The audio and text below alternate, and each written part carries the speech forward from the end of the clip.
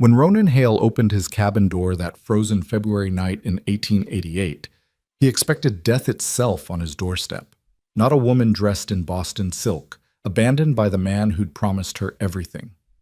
What he didn't expect was that saving her life would shatter his carefully built solitude, ignite a war with Wyoming's most powerful rancher, and force him to choose between the safety of isolation and the terrifying risk of love.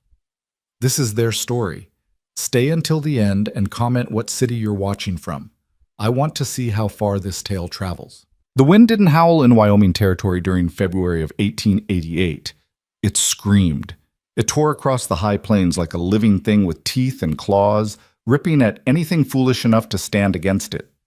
The blizzard had been building for 3 days now, each day worse than the last, until the world had disappeared entirely beneath a churning white darkness that swallowed landmarks, erased trails, and turned the 20-minute walk to the barn into a potentially fatal journey. Ronan Hale knew this wind. He'd survived 7 winters in this valley, each one testing whether he had the spine to endure another. At 34, he was what the townspeople of Stone Creek called established, which was their polite way of saying he owned land kept to himself and had successfully avoided dying, going crazy, or crawling back east like so many others had done. His cabin sat at the base of Copper Ridge, 3 miles from his nearest neighbor and 7 from town, which was exactly how he preferred it. The cabin itself was solid work, logs he'd cut and fitted himself, chinked with clay and moss, a stone fireplace that drew clean, and a roof that had survived everything the territory had thrown at it. 1 room, 1 bed, 1 chair, 1 table, 1 man. Everything numbered in singular terms, which suited Ronan just fine. He'd come west after the war, after Gettysburg had taken his brother and Chancellorsville had taken something harder to name from inside himself. He'd tried going back to Pennsylvania, back to the farm, and the girl who'd waited, but he'd found he couldn't breathe there anymore. The East felt too close, too crowded, too full of questions he couldn't answer and memories he couldn't outrun.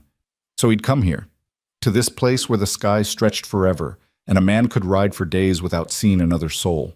He'd built this cabin with his own hands, cleared the land for grazing, and established a small herd that somehow survived each brutal winter.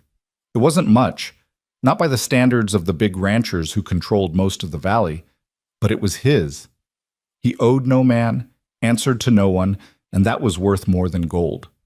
Tonight, the 3rd night of the storm, Ronan sat by his fireplace with a cup of coffee gone cold in his hands, listening to the wind try to tear his roof off. The fire crackled and popped, throwing dancing shadows across the rough-hewn walls. His dog, a cattle dog mix named Bear, lay with his head on his paws, ears occasionally twitching at some sound beyond human hearing. The cabin was warm, the woodpile was stacked high, and he had enough supplies to last weeks if needed. He was as safe as any man could be in a Wyoming blizzard. He was thinking about checking the barn one more time, the horses would be nervous in this wind, when Bear's head snapped up. The dog's ears went rigid, pointed toward the door. Ronan set down his coffee and listened. Nothing but wind, the same endless screaming gale that had been battering the valley for days. Bear was probably just hearing a branch scraping the walls, or maybe a rabbit sheltering under the porch. But the dog stood now, hackles raised slightly, staring at the door with an intensity that made Ronan's hand drift toward the rifle propped beside the fireplace. Then he heard it. 3 knocks, faint and irregular, barely audible over the storm. Ronan's first thought was that a branch had fallen against the door. His second thought was that no branch knocked with such deliberate rhythm. He stood, crossing the small cabin in 4 strides, and put his hand on the door handle. Bear pressed against his leg, whining low in his throat. "Who's there?" Ronan shouted, but the wind swallowed his voice completely. The knocks came again, weaker this time. 3 gentle taps that couldn't possibly be heard unless someone was listening for them. Ronan threw the bolt and pulled the door open. The blizzard exploded into the cabin with such force it nearly knocked him backward. Snow and ice crystals blasted his face, blinding him. The temperature dropped 30 degrees in an instant. Bear yelped and retreated toward the fireplace. And there, framed in the doorway like some ghost conjured by the storm itself, stood a woman. She was dressed in what had once been fine clothing, a traveling dress of deep blue wool with brass buttons, now crusted with ice and torn at the hem. No coat, no shawl. Her hands were bare, her fingers blue-white with frostbite. Dark hair hung in frozen ropes around a face so pale it was almost translucent. She looked up at him with eyes that struggled to focus, took one stumbling step forward, and collapsed directly into his arms. Ronan caught her on pure instinct. She weighed almost nothing, her body cold as death except for one small spot of warmth at her core that told him she was still alive. Her lips were moving, trying to form words, but no sound came out except a thin whistle of breath. "Jesus Christ," Ronan breathed. He kicked the door shut behind him, staggering under her weight as the wind tried to rip them both back into the storm. The moment the door slammed, the cabin seemed to exhale, the roar of the blizzard dropping to a muffled howl. "What the hell? Who are you? Where did you come from?" The woman's eyes rolled back, her head lolled against his shoulder. She was unconscious, or close enough that it made no difference. Ronan's mind raced. This made no sense. His cabin was 3 miles from the nearest ranch, 7 from town. No one traveled in weather like this. No one could survive out in that storm for more than minutes. And this woman looked like she'd been walking for hours. Her dress was soaked through, frozen stiff in places. Her hands were like ice. How was she even alive? "Bear, move!" He carried her to the bed, his only bed, and laid her down as gently as his shaking hands would allow. She didn't respond, didn't move. Her chest barely rose and fell. "Stay with me," he muttered, more to himself than to her. "Don't you dare die in my cabin, woman. I've got enough ghosts." He'd seen frostbite before, seen men lose fingers and toes and sometimes whole limbs to the cold, seen men who'd been caught in blizzards and barely lived to tell about it. The protocol was simple. Get them warm, but not too fast. Slow warming, or you could kill them just as surely as the cold would. Ronan grabbed every blanket he owned, all 3 of them, and piled them on the bed. But her dress was soaked through, freezing against her skin, and those wet clothes would kill her faster than the cold alone. His hands hesitated for just a moment, then he started working at the buttons of her dress, with fingers made clumsy by urgency. "I'm sorry," he said to her unconscious form, though he wasn't sure why he was apologizing. "But these clothes will kill you." The buttons were frozen, some of them cracked. He had to cut through the fabric in places, using his hunting knife with as much care as he could manage while his own hands trembled. The dress came away in pieces, revealing a thin chemise underneath, equally soaked. That had to come off too. Underneath, a corset, laced so tight he couldn't understand how she'd been breathing. He cut the laces, pulled it away, and finally she wore only her undergarments, which he left in place because he had some sense of decency, though what good decency did for a dying woman he couldn't say. Her skin was mottled, blotched with white patches where frostbite had set in. Her feet were the worst. He'd have to deal with those carefully. But first, warmth. He wrapped her in the blankets, tucking them around her like a cocoon, then lifted her again and carried her to the chair he pulled close to the fire. Not too close. He didn't want to warm her too fast, but close enough that the heat could start working into her core. He built up the fire, adding more wood until it roared in the fireplace. Then he filled his kettle with snow from the bucket by the door and set it to heat. Only then, with her wrapped and warming and the kettle beginning to steam, did Ronan notice the small carpet bag that had fallen just inside the door when she'd collapsed. He picked it up, surprised by its weight. Opening it, he found the practical contents of a traveling woman.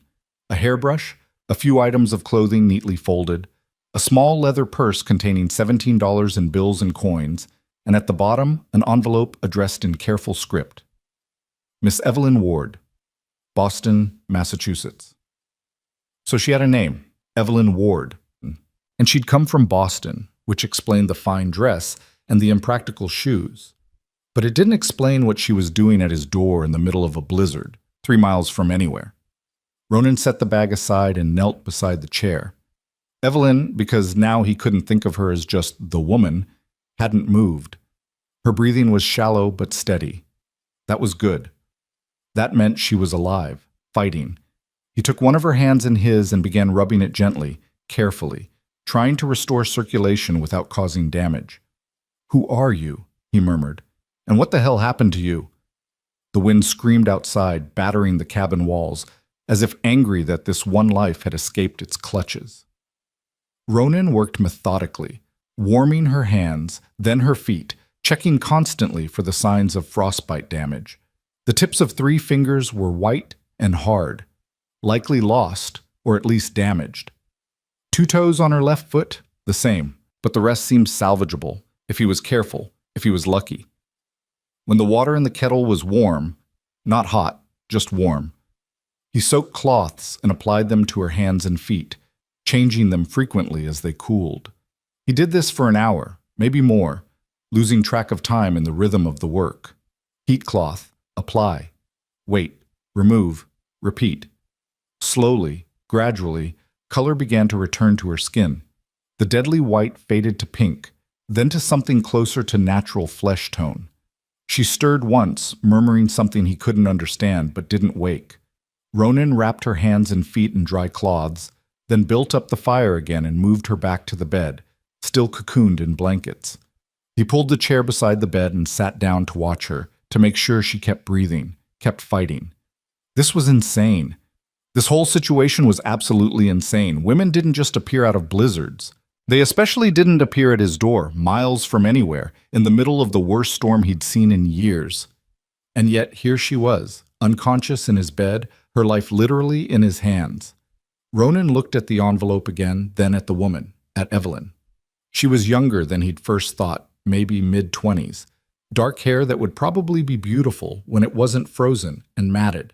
Fine features, high cheekbones, a determined chin. Even half dead and frozen, there was something about her that suggested strength, resilience. You didn't survive a walk through a Wyoming blizzard without both. "Who are you, Evelyn Ward?" he asked the silent room. "And who left you to die?" Because that's what had happened, wasn't it? Someone had left her. You didn't end up alone in a blizzard by accident. Someone had abandoned this woman, had sent her out into that storm, had left her to freeze to death. The thought made something cold and hard settle in Ronan's chest, something that had nothing to do with the weather outside. He'd seen cruelty before. War was nothing but cruelty dressed up in flags and drums. But this was different. This was personal, deliberate. This was someone looking at another human being and deciding their life meant less than nothing. Ronan stood and began cleaning up the mess he'd made. The torn clothing, the wet blankets, the scattered contents of her bag. He hung her dress by the fire to dry, though he doubted it would ever be truly wearable again. He organized her few possessions neatly on the table. He made coffee, strong and black, and sat drinking it while he watched her sleep, watching for any sign that she might be slipping away. Hours passed. The storm raged on, unrelenting. Bear eventually settled on the floor beside the bed, as if standing guard over this strange new presence in their cabin. Ronan dozed in his chair, jerking awake every time she stirred, but she never woke. Just shifted slightly, murmured something, then settled again. It was near dawn, though you couldn't tell by looking outside where the world was still white chaos, when her eyes finally opened. Ronan had just added wood to the fire and was turning back toward the chair when he saw her staring at him, confused and frightened. "Easy," he said, holding up his hands. "You're safe. You're in my cabin. You came to my door last night during the storm." Evelyn blinked at him, her eyes struggling to focus. She tried to sit up, then gasped and fell back, one hand clutching her head. "Don't try to move too fast," Ronan said, crossing to the bed. "You were half frozen. Your body needs time to recover." She looked down at herself, at the blankets wrapped around her, and her eyes widened. "My clothes were frozen solid and killing you," Ronan said bluntly. "I cut them off. I'm sorry, but it was that or let you die.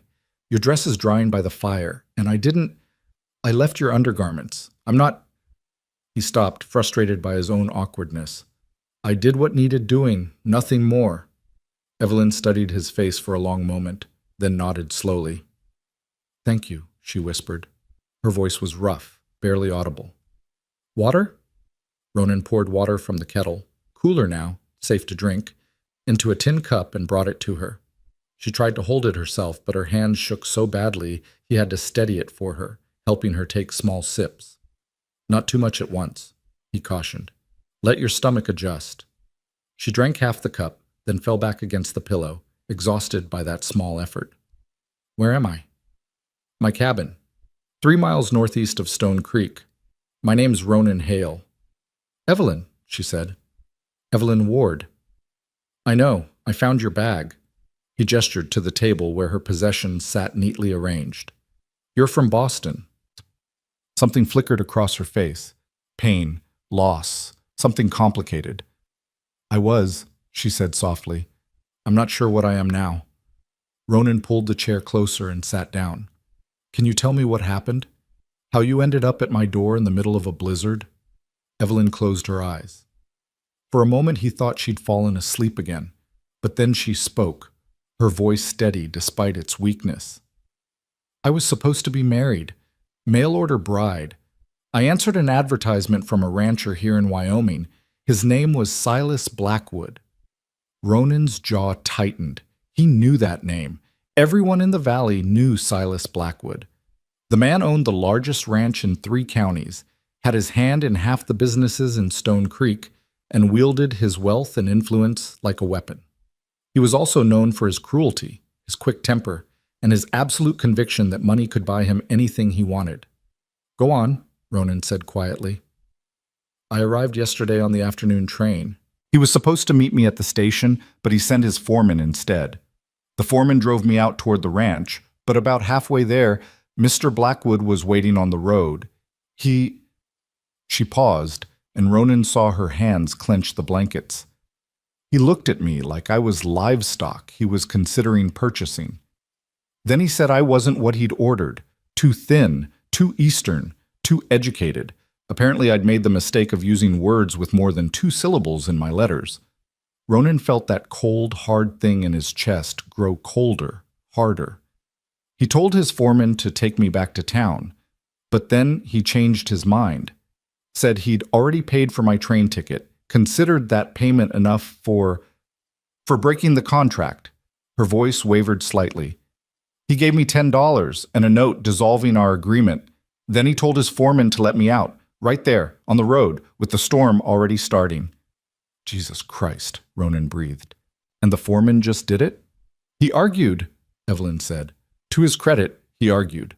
But Mr. Blackwood, he's not a man who tolerates argument. The foreman let me out at a fork in the road. He said the left path led to town, about 5 miles. He looked sorry. He gave me his gloves. She glanced at the table where her few possessions sat. I don't know what happened to them. I must have lost them. 5 miles, Ronan said, in a blizzard, with no coat. I had a coat, a traveling coat, wool, perfectly adequate for Boston. It was, she gestured vaguely, inadequate here. The wind tore it apart within a mile. The buttons ripped off, the seams split. I tried to hold it closed, but my hands were so cold I couldn't feel them anymore. Eventually, I just let it go. Let the wind take it. Ronan stood and paced to the window, looking out at the still raging storm. You walked 5 miles in this? I tried. I don't know how far I got. At the fork, I took what I thought was the left path, but the snow was so thick I couldn't see anything. I walked and nothing looked right. No town, no lights, nothing but white. I fell several times. After the 3rd or 4th time, I wasn't sure I could get up again. Then I saw your light. She opened her eyes and looked directly at him. I thought I was hallucinating. I thought I was already dead and seeing things, but I walked toward it anyway, because even a hallucination was better than freezing in the dark. And then I was at your door, and I knocked, and you... Her voice broke. You opened the door. Ronan turned back to face her. You took the wrong fork. You went northeast instead of south. You walked 3 miles in the exact opposite direction of town. Evelyn laughed, but there was no humor in it. Of course I did. Of course. If you'd taken the right fork, Ronan continued quietly, you'd have died. No one could walk 5 miles in that storm, even in the right direction. Taking the wrong fork saved your life because it brought you here before you'd gone far enough to be beyond saving. They looked at each other across the small cabin, and Ronan saw the moment when the full reality of what had happened settled over her. She'd nearly died. Would have died if she'd made one different choice, if the wind had blown 1 degree differently, if she'd fallen one more time and not gotten up. She'd survived by accident, by chance, by the sheer dumb luck of choosing the wrong path. I should be dead, she whispered. But you're not. Ronan said firmly. You're alive, and you're safe, and that bastard Blackwood isn't getting another chance at you. You understand me? Evelyn's eyes filled with tears. She blinked them back furiously, lifting her chin. I don't cry, she said. I didn't cry when my father died and left us with nothing. I didn't cry when I had to take the job as a seamstress working 14 hours a day. I didn't cry when I realized I'd never have anything more unless I did something desperate. And I'm not going to cry now. But the tears came anyway, silent and steady, tracking down her pale cheeks. Ronan stood awkwardly for a moment, then crossed to the bed and sat on the edge of it. Without thinking too hard about what he was doing, he took her hand, carefully, mindful of her damaged fingers. It's okay to cry, he said. You earned it. You survived something that should have killed you. You're entitled to some tears. Evelyn squeezed his hand with what little strength she had. I don't have time for tears. I need to figure out what to do next. I have $17 and nowhere to go. The train ticket back to Boston would cost most of that, and I have nothing to go back to anyway. I sold everything to come here. I burned every bridge. I was so sure this was my chance for something better, something more. I was such a fool. You weren't a fool, Ronan said. You were brave, desperate and brave, and you didn't do anything wrong. Blackwood did. He's the villain in this story, not you. Being right doesn't pay for food or lodging, Evelyn said bitterly. Being the victim doesn't change the fact that I'm stranded in Wyoming territory with no prospects and no options. Ronan was quiet for a moment, thinking. Then he said, You'll stay here. Evelyn's eyes snapped to his face. What? Until the storm breaks and you figure out what comes next. You'll stay here. I've got food enough for two, and the cabin's warm. You take the bed, I'll take the floor. It's not much, but it's shelter, and it's safe. I can't. You can, and you will, Ronan said firmly. I'm not letting you walk back out into that storm, and I'm sure as hell not taking you into town where Blackwood might find you before you're ready to face him. You stay here. No arguments. Evelyn stared at him, and Ronan couldn't read the expression on her face. Suspicion? Gratitude? Fear? Maybe all three? Why would you do that? She asked finally. You don't know me. I could be anyone. I could be lying about everything. Are you? No? Then that's settled. Ronan stood, oddly uncomfortable with the gratitude he saw dawning in her eyes. Now, you need to rest. You've been through hell, and your body needs time to heal. I'll make something to eat. Are you hungry? Starving, Evelyn admitted. I haven't eaten since the train yesterday morning. Ronan nodded and moved to his small kitchen area, which was really just a counter and a few shelves. He had venison stew he'd made 2 days ago, still good, and biscuits that were only slightly stale. He heated the stew, warmed the biscuits, and brought her a bowl and plate balanced carefully in his large hands. It's not fancy, he warned. Evelyn took the bowl and inhaled the steam rising from it. It's perfect, she said, and the way she said it made Ronan think she meant more than just the food. He made himself a bowl and sat in the chair eating while she ate, both of them quiet. Outside, the storm continued to rage, but inside the small cabin, warmed by fire and food and the strange, unexpected comfort of another human presence, the world felt suddenly less cold than it had in a very long time. When Evelyn had eaten all she could, which wasn't much, her stomach having shrunk from hunger and stress, Ronan took the bowl and helped her settle back into the blankets. She was asleep before he'd even moved away from the bed. Her face relaxed in a way it hadn't been while she was awake. Ronan stood looking down at her for a moment, this stranger who'd appeared out of the storm like something from a dream. He thought about Silas Blackwood, about a man who could look at another human being and find them wanting, who could leave someone to die in a blizzard over vanity and wounded pride. He thought about what kind of man did that, and what kind of reckoning such a man deserved. Then he shook his head, banishing those thoughts. Right now, none of that mattered. Right now, what mattered was that Evelyn Ward was alive, was safe, was sleeping in his bed while the storm screamed outside. Tomorrow would bring its own problems. Tonight, this was enough. Ronan made up a pallet on the floor near the fire, using his coat as a pillow and his spare blanket for covering. Bear immediately came and lay down beside him, pressing his warm bulk against Ronan's side. He lay there listening to the storm, to the crackle of the fire, to Evelyn's steady breathing, and he thought about how strange life was, how one random moment could change everything. 3 hours ago, he'd been alone, content in his solitude, asking nothing from the world but to be left in peace. Now there was a woman sleeping in his bed, a woman who'd brought trouble and complications and questions he had no answers for.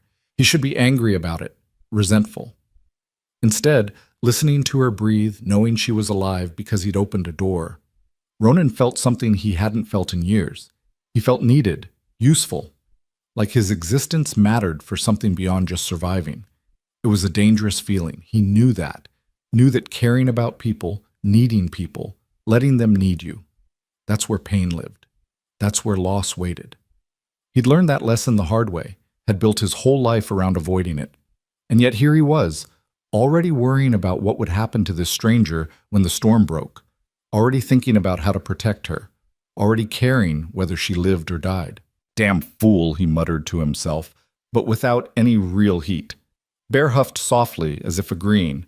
Outside, the storm raged on, but inside Ronan Hale's cabin, two strangers slept, sheltered by walls built by honest hands, warmed by a fire that wouldn't let them freeze, kept safe by the miles of snow and ice that separated them from a world that had proven itself cruel. Tomorrow would bring its reckoning. Tonight, they were safe. And for now, that was everything. Morning came late to the valley, though you couldn't have proven it by the sky. The storm had finally exhausted itself sometime before dawn, leaving behind a world transformed into something alien and hostile. Snow had piled against the cabin walls in drifts that reached halfway up the windows, and everything beyond Ronan's small clearing had vanished beneath a blanket of white so complete it erased the horizon. The sun, when it finally managed to break through the clouds around mid-morning, reflected off all that snow with a brightness that hurt to look at directly. Ronan woke stiff and sore from sleeping on the floor, his back protesting as he pushed himself upright.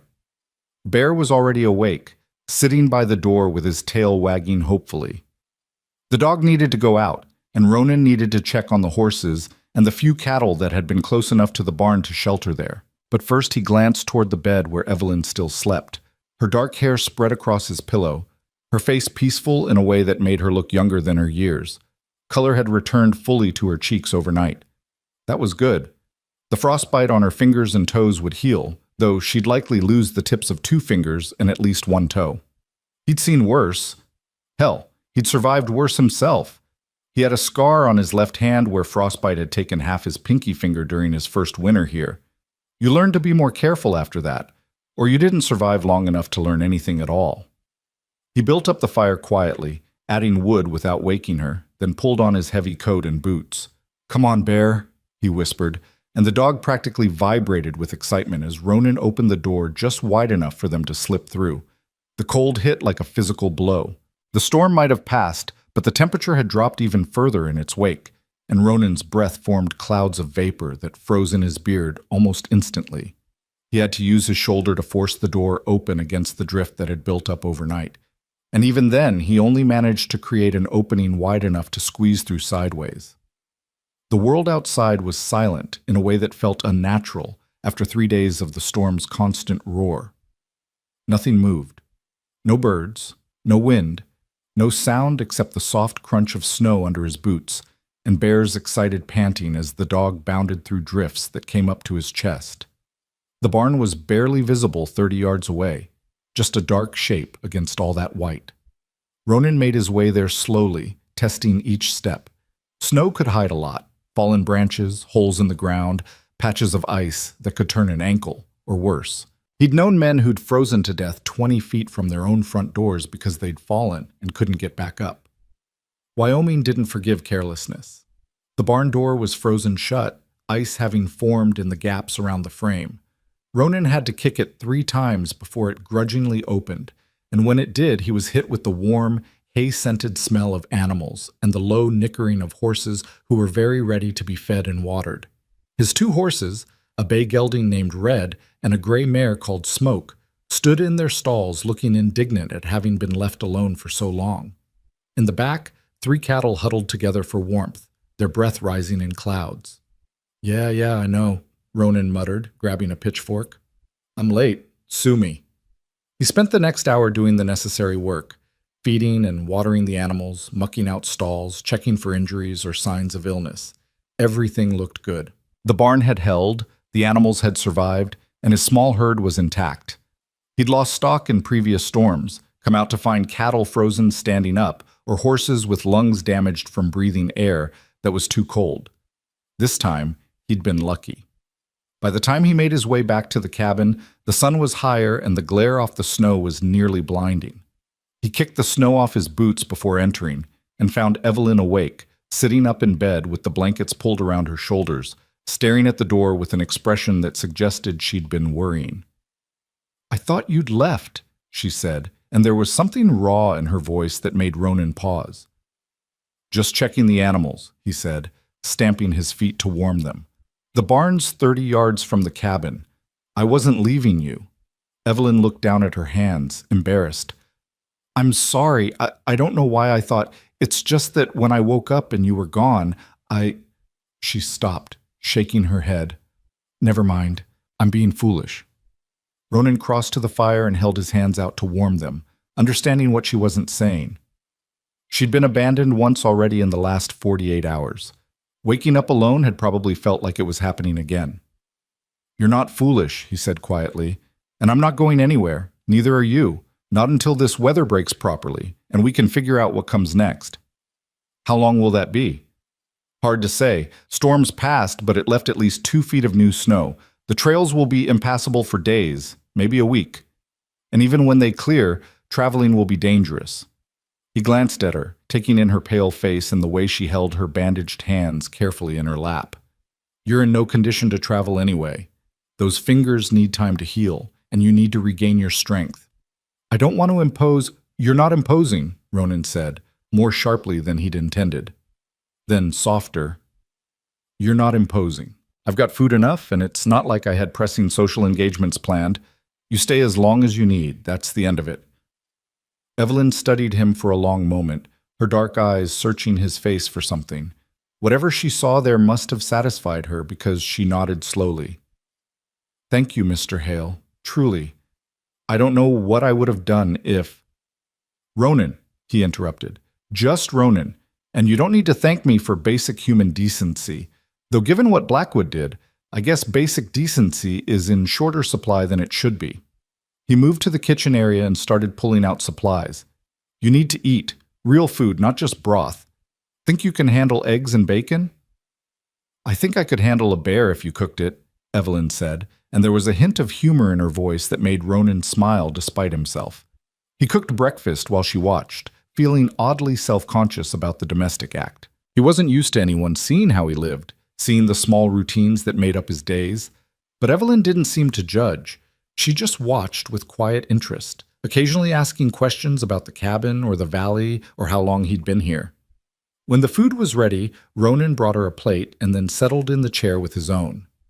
They ate in comfortable silence for a while, and Ronan found himself watching her when he thought she wasn't looking. She ate slowly but steadily, her manners suggesting education and refinement even in these rough circumstances. Everything about her spoke of a different world than this one, from the way she held her fork to the precise way she wiped her mouth with the cloth he'd given her. "Tell me about Boston," he said finally. "What made you leave?" Evelyn set down her fork and was quiet for a moment. "My father was a professor at Harvard," she said finally. "Literature and philosophy. We lived in a nice house near the university, had servants, knew the right people. I grew up thinking the world was books and discussions and ideas. Then my father died 3 years ago, and I discovered that all those ideas didn't translate into anything practical like money or property. He'd been living beyond his means for years, spending everything on books and maintaining appearances. When he died, there was nothing left except debt." She picked up her fork again, pushing food around her plate without eating it. "My mother had died when I was young, and I had no siblings, no family to turn to. The house was sold to pay creditors, and I was left with 2 trunks of clothes and an education that qualified me for absolutely nothing useful. I tried teaching, but the good schools wanted references I didn't have, and the bad schools paid wages you couldn't survive on. I tried being a governess, but I was too young and too educated, made the mothers nervous. Finally, I found work as a seamstress in a shop that made custom dresses for wealthy women." That doesn't sound so bad, Ronan offered. Evelyn laughed, but it was a bitter sound. 14 hours a day, 6 days a week, bent over a needle in bad light. My fingers bled constantly. The other girls were kind, but they'd grown up poor and hard. They thought I was putting on airs when I used words they didn't know or mentioned books I'd read. And the pay, she shook her head, $7 a week, and half of that went to rent for a room I shared with 2 other girls. I was slowly starving, and I knew it. I could see my future stretched out before me, years of gray life growing old and bent, dying in that cramped room with nothing to show for my existence except a lot of perfect stitches. She met his eyes then, and he saw the steel beneath her refined surface. So when I saw Mr. Blackwood's advertisement in the paper, it felt like a lifeline. He wanted an educated woman, someone who could read and discuss books, someone refined. He painted a picture of a life out west that sounded like adventure, like purpose. A partnership, he called it, a meeting of minds as well as a marriage. I thought... She stopped, swallowing hard. I thought maybe I'd found a way to have both survival and something approaching happiness. I was so desperate to believe in that possibility that I ignored every warning sign. What warning signs? Ronan asked quietly. His letters were wrong, Evelyn said. They were too perfect, too polished. I thought at the time that he must be well educated, cultured, but looking back, I think someone else wrote them for him. The man who met me at the station, who looked at me like I was a disappointing horse he'd been talked into buying, that man couldn't have written those letters. He could barely string together a sentence without cursing or spitting. The man in the letters was thoughtful, philosophical. The real Silas Blackwood was... She searched for words. Crude, mean, small, despite all his money and land. Ronan felt that cold anger settling in his chest again, the same anger he'd felt when she first told her story. He had no right to leave you like that. Contract or no contract, you don't abandon someone to die. That's murder, near enough. But who would believe that? Evelyn asked. A wealthy, respected rancher versus a desperate mail-order bride. He gave me $10, which he'll claim was fair payment for travel costs. He'll say he offered to take me back to town, and I refused. Or he'll say I was unstable, unsuitable, a liar. Who's going to take my word over his? I will, Ronan said flatly. And I'm not nobody in this valley. I've been here 7 years, built my place with my own hands, never caused trouble or owed debts. People know me. People trust me. If I say Silas Blackwood left you to die in a blizzard, some folks will listen. And the rest will say you're a lonely bachelor taken in by a scheming woman, Evelyn said sadly. That I bewitched you somehow, got my hooks in you. They'll say I'm trying to ruin a good man's reputation because my own plans fell through. That's how these things work, Ronan. The powerful stay powerful because they control the story. Ronan wanted to argue, but he couldn't. She was right. He'd seen it before, the way money and influence could reshape reality to suit the powerful. He'd seen it in the war, where generals' mistakes got rewritten as strategies and common soldiers' sacrifices got forgotten entirely. He'd seen it here in Wyoming, where big ranchers pushed out smaller homesteaders through force and intimidation and then claimed they'd bought the land fair and square. So what do you want to do? He asked. Evelyn was quiet for a long time, staring at the fire. When she finally spoke, her voice was steady and clear. I want to survive. I want to figure out how to live here, in this place, without having to depend on anyone's mercy or charity. I want to become someone who can't be discarded or dismissed. I don't know how to do that yet, but I know I'm not going back to Boston with my tail between my legs. I came west looking for a new life. The fact that it didn't come in the package I expected doesn't change that I still need it. Ronan nodded slowly. Then we'll figure it out. But first, you heal. And while you're healing, you can help me around here. Not because you owe me, he added quickly, seeing her expression, but because it'll give you something to do besides worry and because I could use the help. Place this small, there's always work that needs doing. I don't know anything about ranching or farming, Evelyn warned. I can barely tell one end of a horse from another. Neither could I when I started, Ronan said. You learn or you die. It's a powerful motivator. He stood and collected their empty plates. For now, you should rest more. Your body's been through hell, and recovery takes time. I've got to dig out the paths to the barn and the woodpile, which will take most of the day. You sleep, and tonight I'll start teaching you about life out here. Deal?" Evelyn smiled, and it was the first genuine smile he'd seen from her. It transformed her face completely, made her beautiful in a way that had nothing to do with features and everything to do with spirit. "Deal," she said. Ronan grabbed his coat and headed back outside, trying not to think too hard about that smile or the way it had made something warm unfold in his chest. He had work to do, practical work that required his attention. He couldn't afford to be distracted by a woman's smile, no matter how pretty it was. But as he shoveled snow for the next several hours, creating paths and clearing drifts, he found his mind wandering back to the cabin, to Evelyn sitting by the fire. He found himself thinking about her story, about a woman educated and refined, brought low by circumstances, fighting to survive in a world that had no place for her. He thought about her courage in answering that advertisement, in traveling across the country alone to meet a stranger. He thought about her strength in walking through a blizzard when most people would have just lain down and died. And he thought about how the cabin had felt different this morning, warmer somehow, fuller.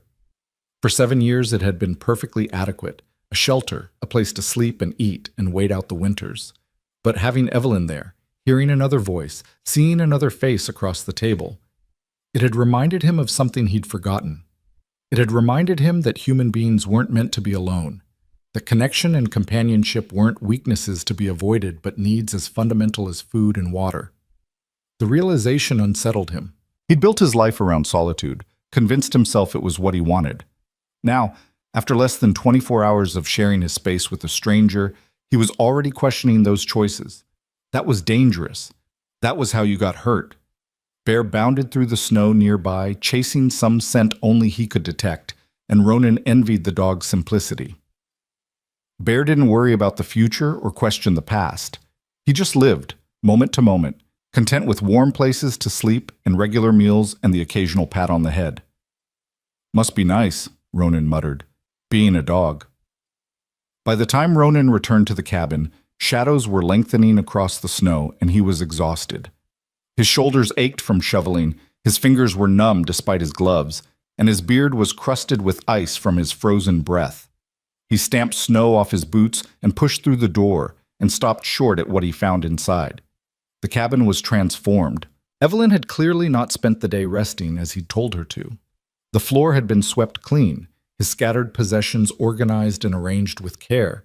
His spare shirt and pants had been washed and hung to dry near the fire.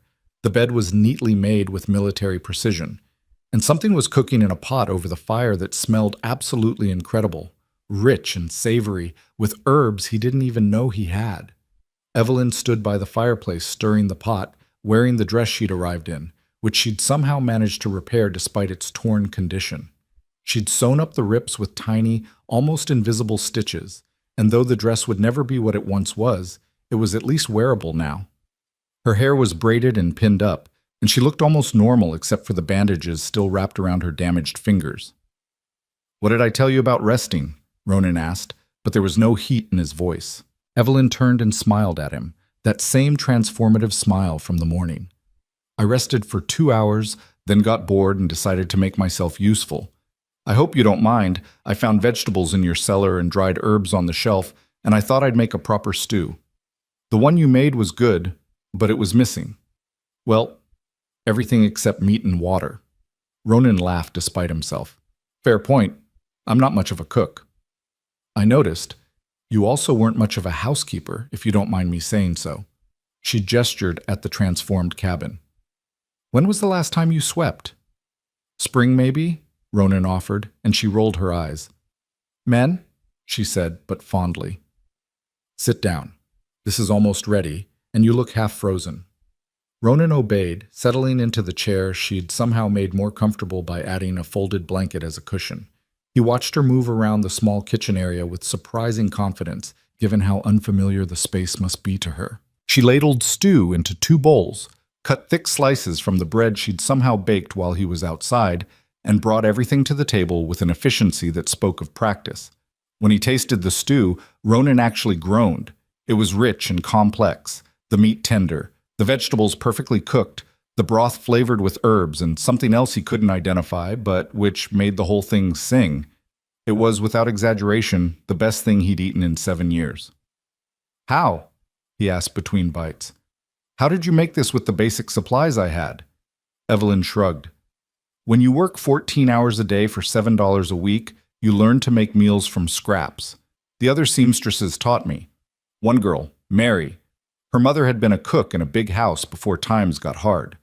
She knew things, how to make tough meat tender, how to stretch a penny's worth of vegetables into a meal for 5, how to use herbs to make plain food taste like something. I learned from her. She paused, her expression growing sad. Mary died last year, consumption. She was 19. They ate in silence for a while, but it was a comfortable silence, broken only by the crackle of the fire and the soft sound of spoons against bowls. Ronan found himself watching Evelyn again, noticing the small things, the way she ate slowly, savoring each bite, the way she sat with perfect posture even though she must have been exhausted from cooking and cleaning all day with damaged hands, the way she occasionally glanced around the cabin as if still not quite believing she was safe. Tell me about this place, she said finally. How did you end up here? What made you choose Wyoming territory over anywhere else? Ronan set down his spoon, considering how much to tell her. He wasn't used to talking about himself, wasn't comfortable with the vulnerability it required, but she'd been honest with him about her past, about Boston and the choices that had brought her here. He owed her the same honesty. I came west after the war, he said finally. Gettysburg, Chancellorsville, all of it. I was in the 4th Pennsylvania Infantry, saw more death in 3 years than any person should see in a lifetime. My brother died at Gettysburg, and something in me died with him. When the war ended, I tried going home, but home didn't fit anymore. Or maybe I didn't fit home, I'm not sure which. Everything felt wrong. Too close, too crowded, too full of people who wanted to talk about the war or wanted me to forget the war, neither of which I could do. He paused, staring into his bowl. There was a girl, Sarah. We talked about marriage before I enlisted, had this whole future planned out. When I came back, she was still there, still waiting, still wanted that future. But I couldn't give it to her. Couldn't be the man she'd waited for. Couldn't pretend I was okay when I wasn't. Couldn't imagine settling into that quiet life when my head was still full of screaming and thunder. So I left, told her she deserved better than a broken soldier, packed what I could carry, and headed west. Did she try to stop you?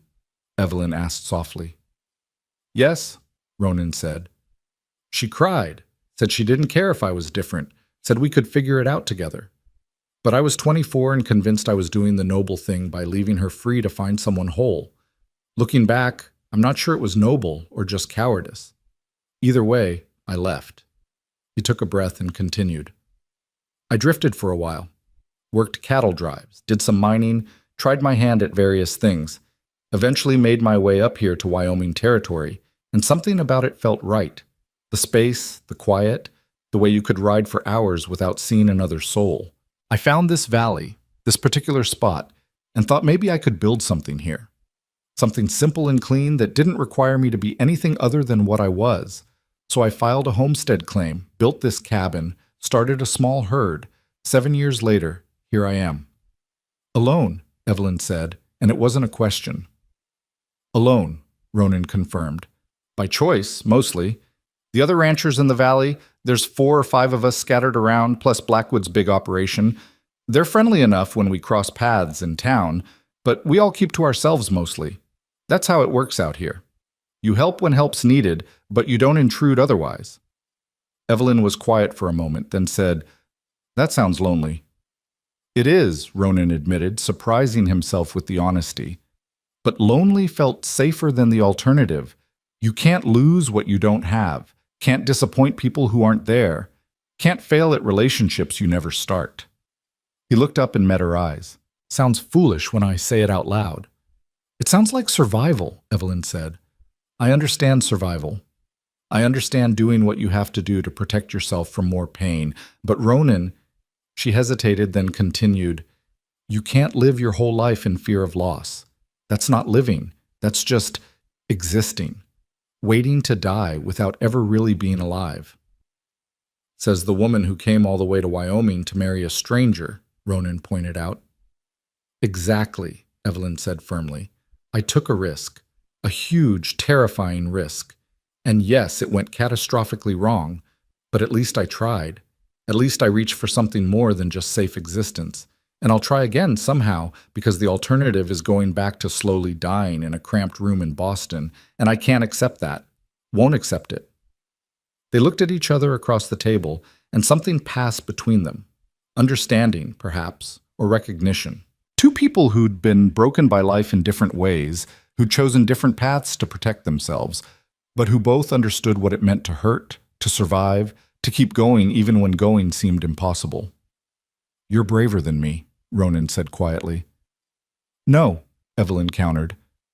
"I'm just more desperate. Desperation looks like bravery sometimes, but it's really just lack of options." She stood and began collecting the dishes. "But maybe together we can figure out how to be actually brave instead of just desperate. Maybe that's why the storm brought me here, not to be rescued, but to learn how to rescue myself. And maybe to teach you something in the process." "Teach me what?" "That being alone isn't the same as being safe.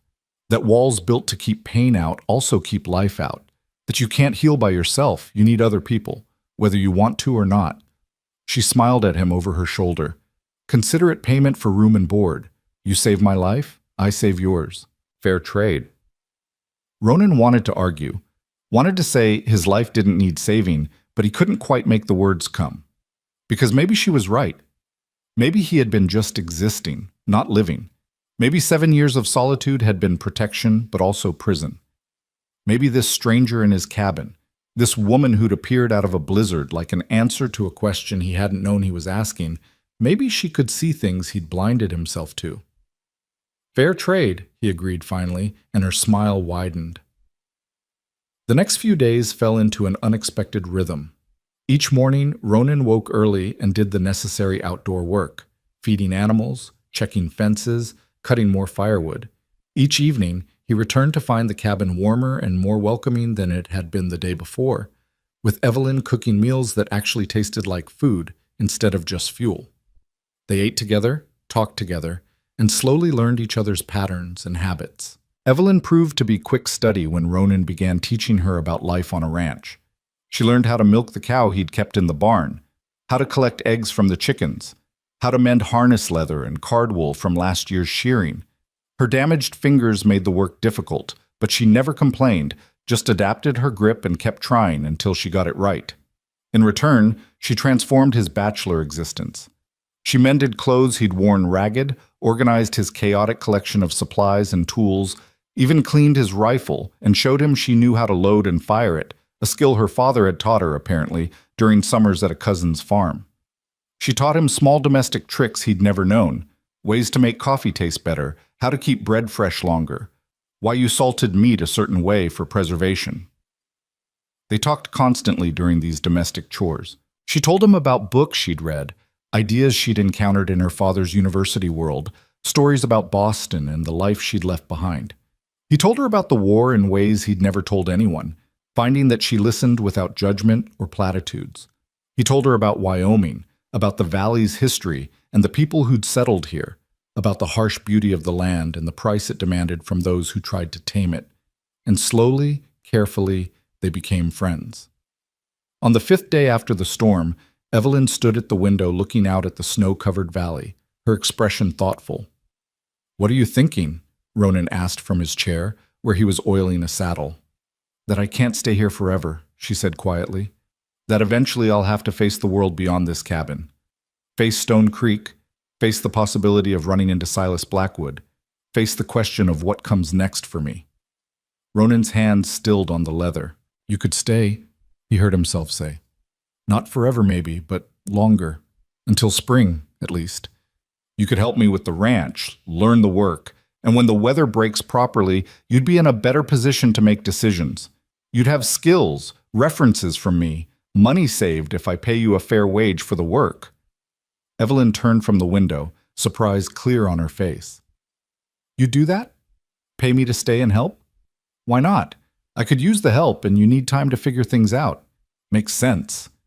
He tried to keep his voice casual, tried not to let her see how much he wanted her to say yes, how much he'd come to depend on her presence in just a few short days.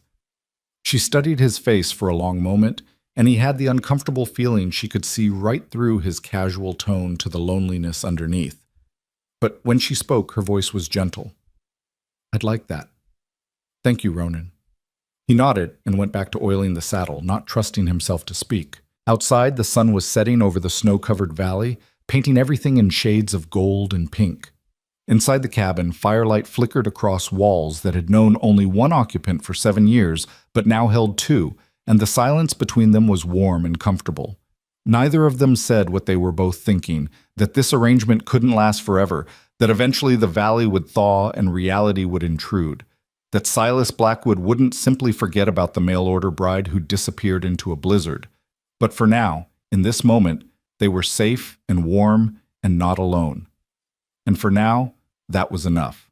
The days that followed blurred together in a pattern that felt both strange and natural.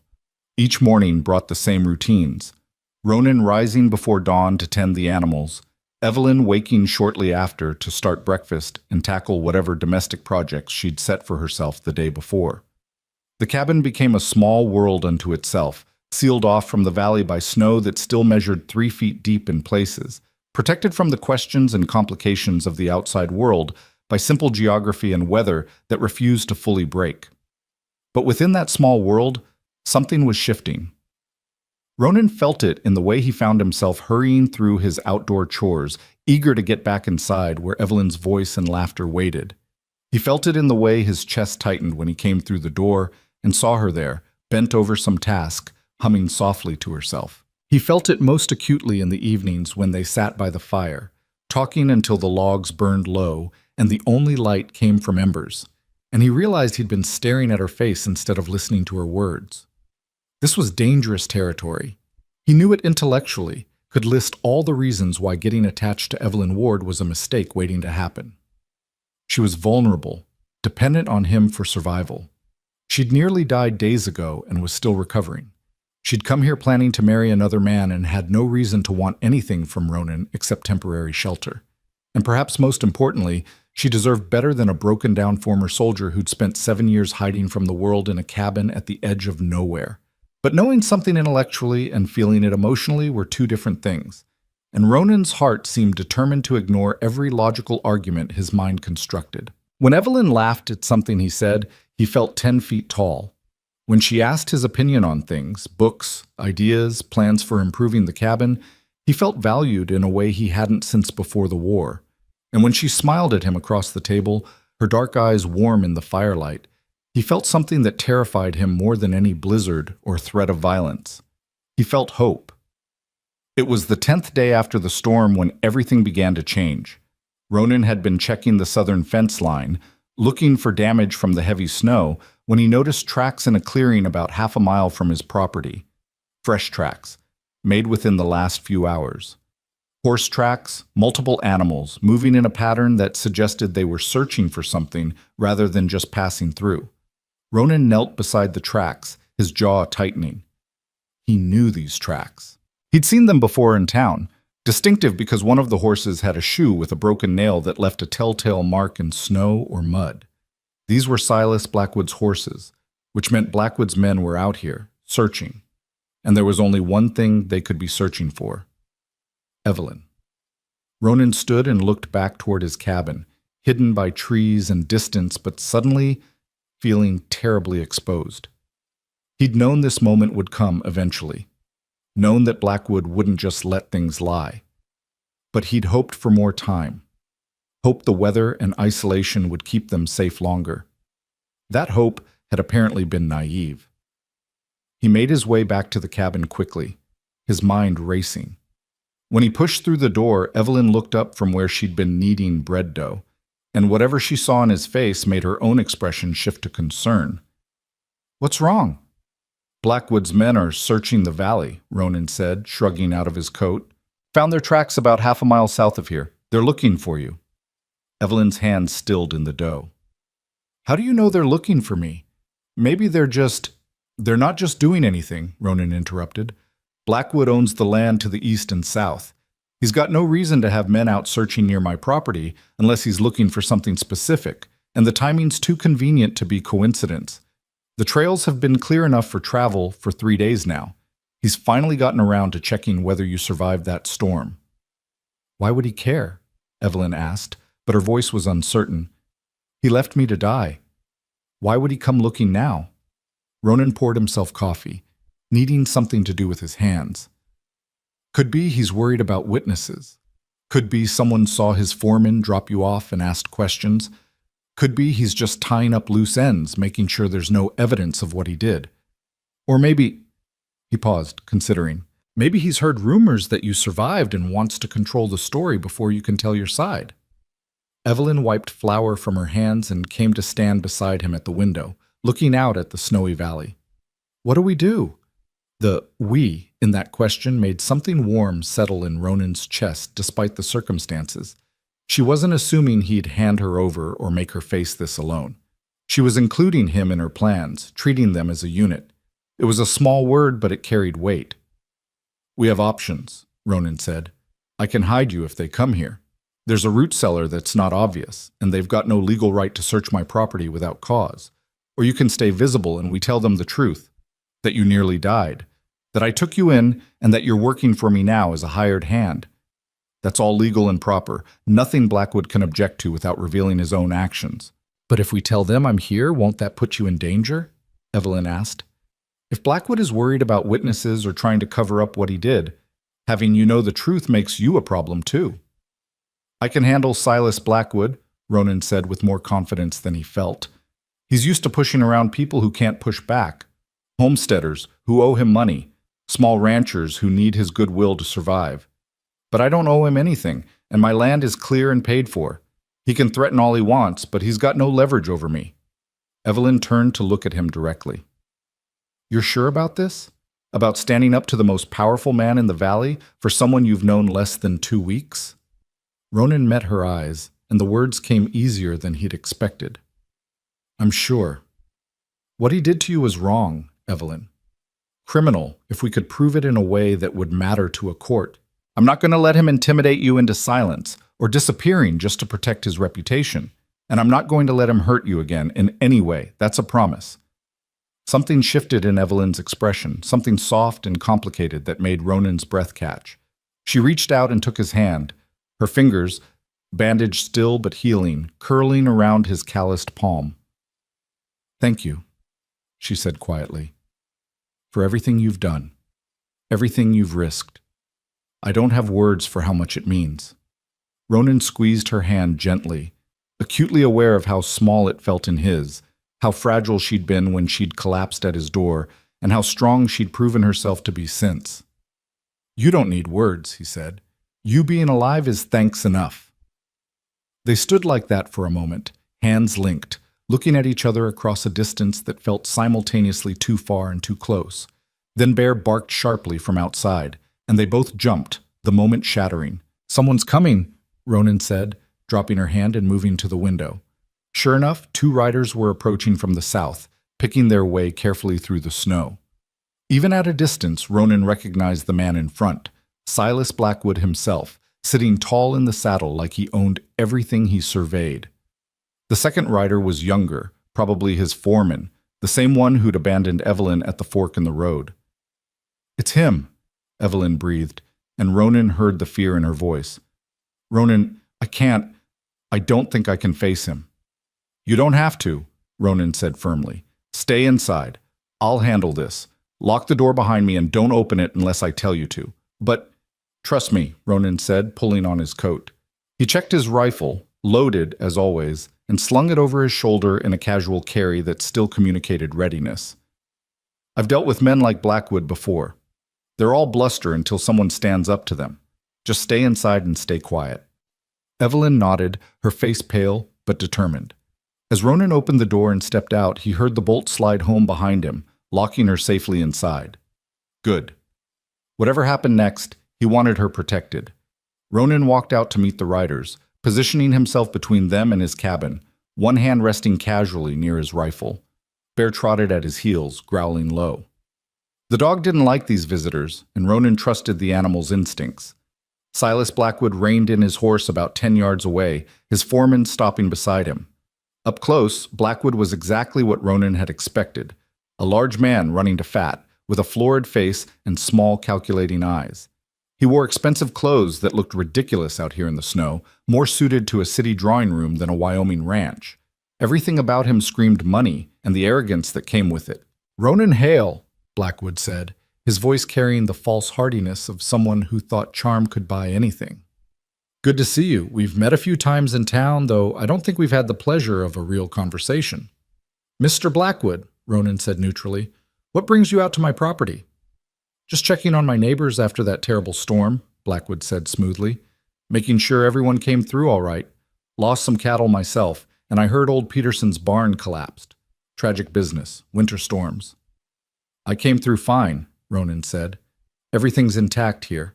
Appreciate the concern, but as you can see, I'm managing well enough." Blackwood smiled, but it didn't reach his eyes. "I'm sure you are. You've always been a capable man, from what I hear. Self-sufficient. That's admirable." He paused, then added with studied casualness, "I don't suppose you've seen anyone unusual in the valley. Travelers, maybe, caught out by the storm?" There it was, the real reason for the visit, dressed up in neighborly concern but transparent as glass. Ronan kept his face carefully neutral. "Why do you ask?" "Oh, just curious," Blackwood said. "I was supposed to meet someone off the train the day the storm hit, but there was some confusion, and we never connected. I've been worried about what might have happened to them in that weather. A woman, traveling alone. You can imagine my concern." Ronan could feel Evelyn listening from inside the cabin, could almost sense her fear through the walls. He kept his voice level and calm. "You left a woman out in that storm? That seems careless." Blackwood's smile tightened slightly. "There was a misunderstanding. My foreman here thought I'd wanted her taken back to town, when I'd actually meant for her to be brought directly to the ranch. By the time we realized the error, the storm had gotten too bad to search safely. Now that the weather's cleared, I'm trying to locate her, make sure she's all right. She is, after all, my responsibility." It was a smooth lie, delivered with practiced ease. If Ronan hadn't heard the truth from Evelyn herself, he might have believed it, might have sympathized with this wealthy rancher worried about a woman under his care. But he had heard the truth, and he knew exactly what kind of man Silas Blackwood was. "Seems like a woman alone in that storm wouldn't have made it far," Ronan observed. "If she was headed to town from the Fork, that's a 5-mile walk. No one survives 5 miles in a blizzard like that one." "Perhaps," Blackwood agreed, but his eyes had gone hard. "But I'd still like to be certain. You'd tell me if you'd seen anyone, wouldn't you, Hale? If someone had ended up on your property." "Depends," Ronan said, "on whether they wanted to be found." The false heartiness dropped from Blackwood's expression like a mask removed. "Excuse me?" "I said it depends on whether they wanted to be found," Ronan repeated calmly. "See, the way I understand it, if someone came to my property seeking shelter, I'd have a responsibility to protect them. That's how hospitality works out here. Someone asks for help, you give it. You don't hand them over to whoever comes asking questions later." Blackwood's face was darkening, his small eyes narrowing. "Are you saying you're harboring someone on your property, Hale?" "I'm saying that if I were, it would be my business and theirs, not yours," Ronan replied. "Unless you've got some legal claim that says otherwise." "She signed a contract with me," Blackwood snapped, his temper finally showing through. "She agreed to marry me, to become my wife. That gives me certain rights." "A contract that you dissolved," said a voice from behind Ronan, clear and steady. "In writing, with a $10 payment to make it official." Ronan's heart sank, even as part of him swelled with pride. Evelyn had opened the door and stepped out onto the porch, the letter Blackwood had given her held in her hand. She'd ignored his instruction to stay hidden, had chosen to face her tormentor directly rather than hide behind locked doors. It was brave and foolish and absolutely like her. Blackwood's expression went through several rapid changes: shock, anger, calculation, and finally a twisted satisfaction that made Ronan's hand tighten on his rifle. "Miss Ward," Blackwood said. "Thank God. We've been so worried about you. When the storm hit and we realized you were out in it, I sent men searching as soon as the weather allowed. You must have been terrified."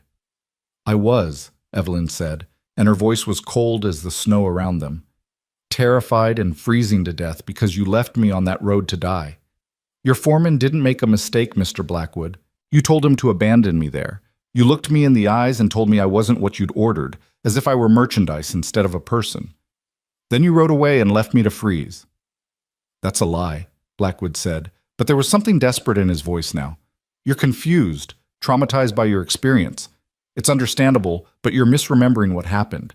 I never meant—" "I have your letter," Evelyn interrupted, holding it up. "The one you gave me dissolving our agreement.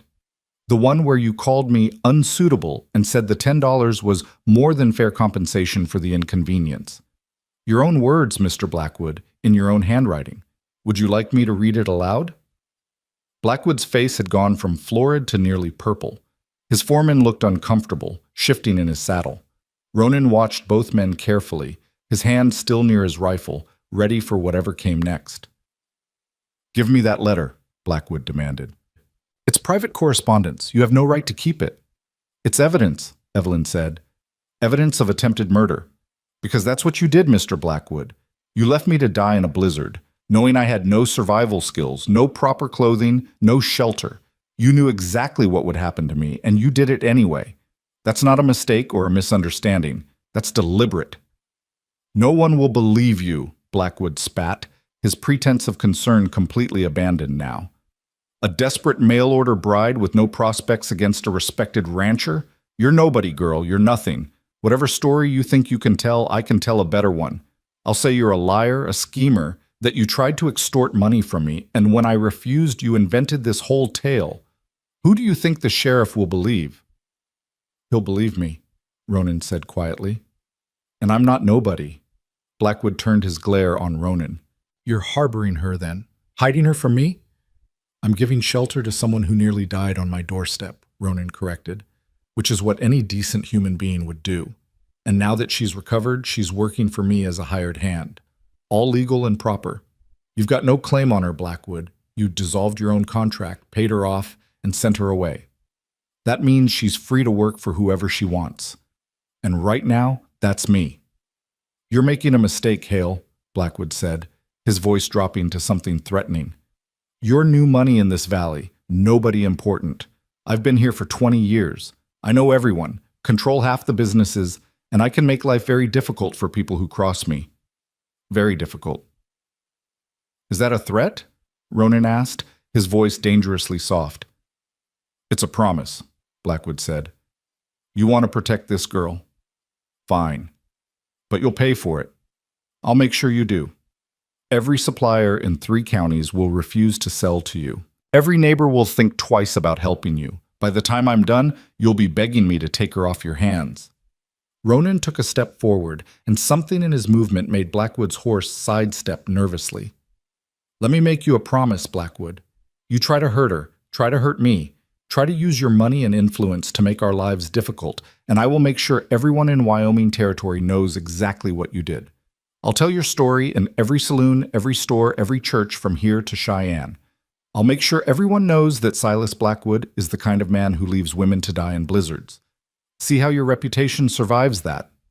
"That's slander," Blackwood snarled. "I'll sue you for every penny you have." "Truth is a defense against slander," Evelyn said from the porch. "And I have your letter, your own written words proving what you did. Take us to court, Mr. Blackwood, please. Let a judge read your letter in open court. Let everyone hear how you describe me as unsuitable merchandise. Let the whole territory know what kind of man you really are." For a long moment, silence hung over the clearing. Blackwood sat on his horse, his face twisted with rage and something that might have been fear. His foreman wouldn't meet anyone's eyes. Bear growled low, and a crow called somewhere in the distance, harsh and mocking.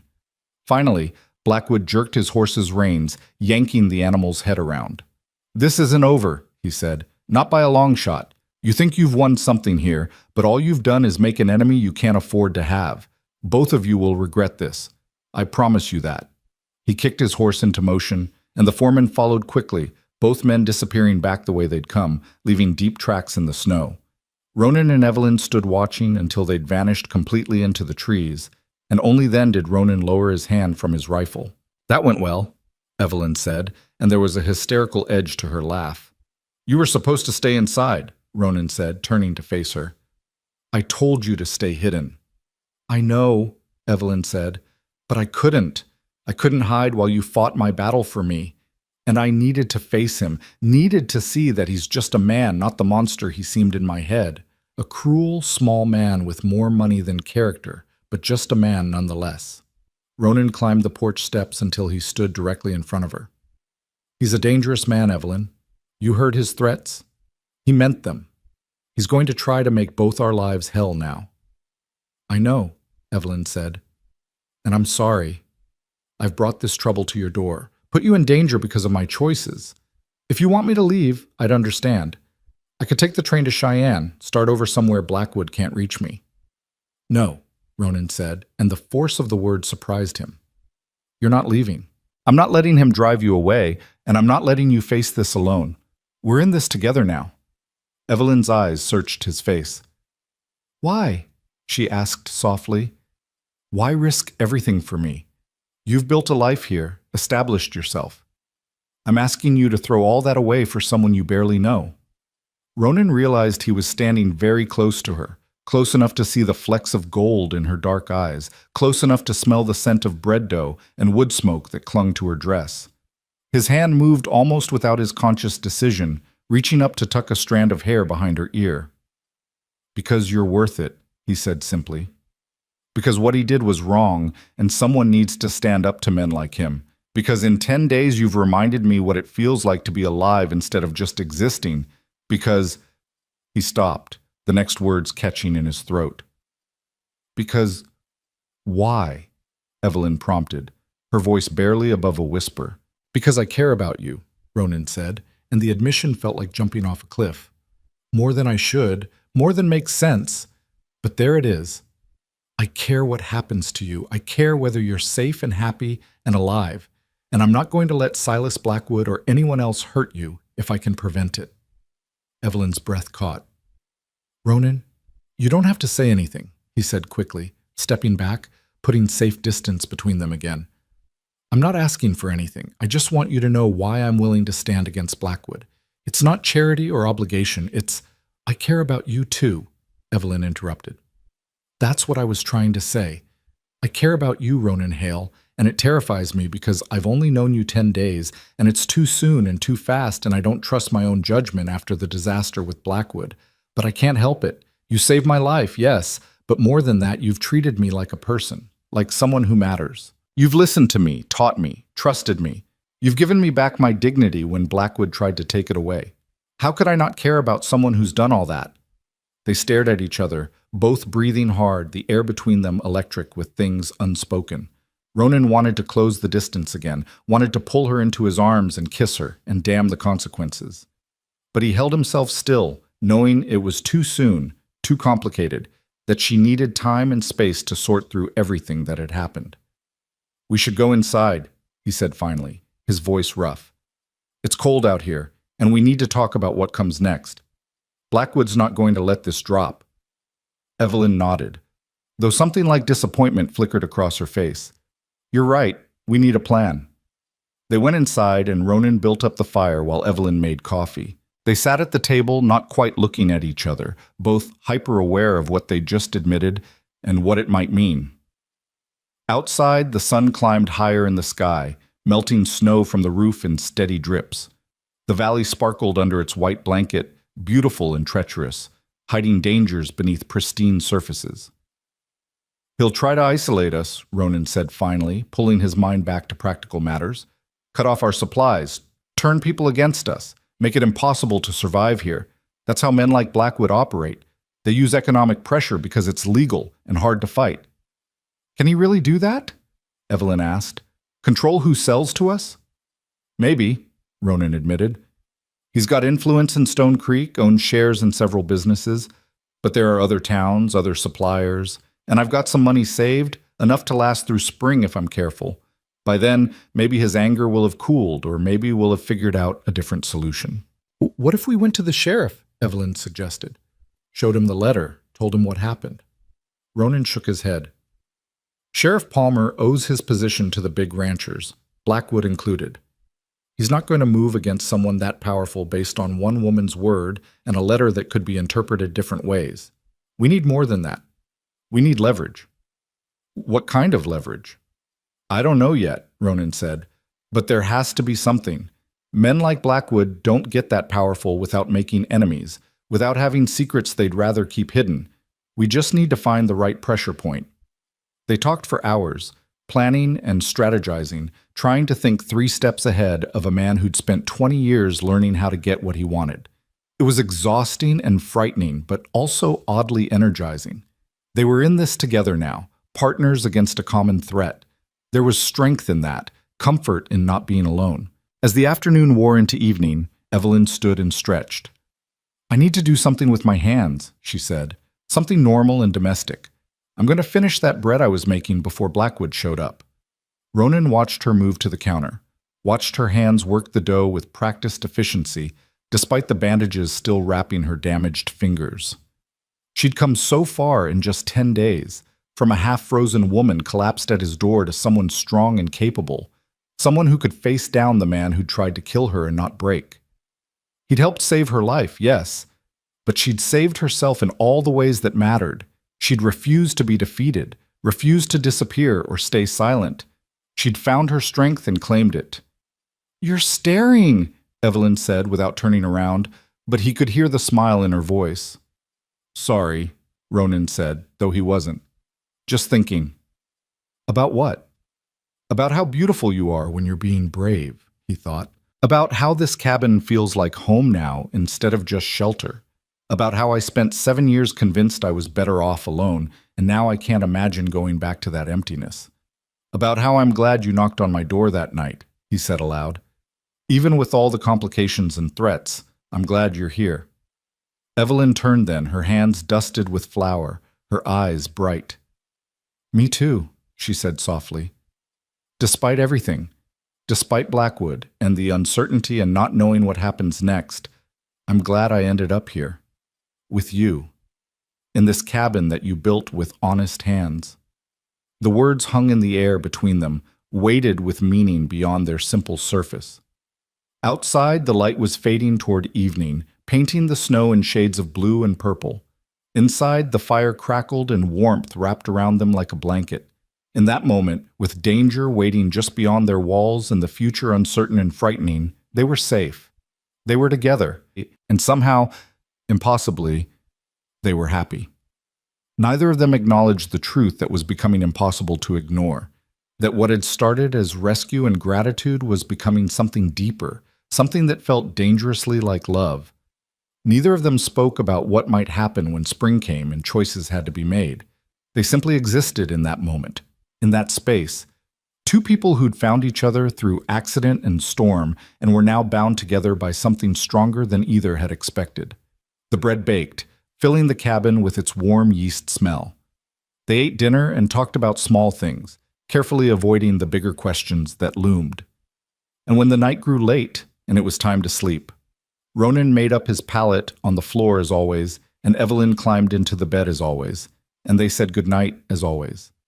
But the air between them hummed with possibility, with words unsaid and feelings acknowledged but not yet fully explored. Tomorrow would bring its challenges. Blackwood would make good on his threats, and they'd have to find ways to counter him. But tonight, in this cabin at the edge of the valley, 2 people slept and dreamed of futures that might include each other if they were brave enough to reach for them.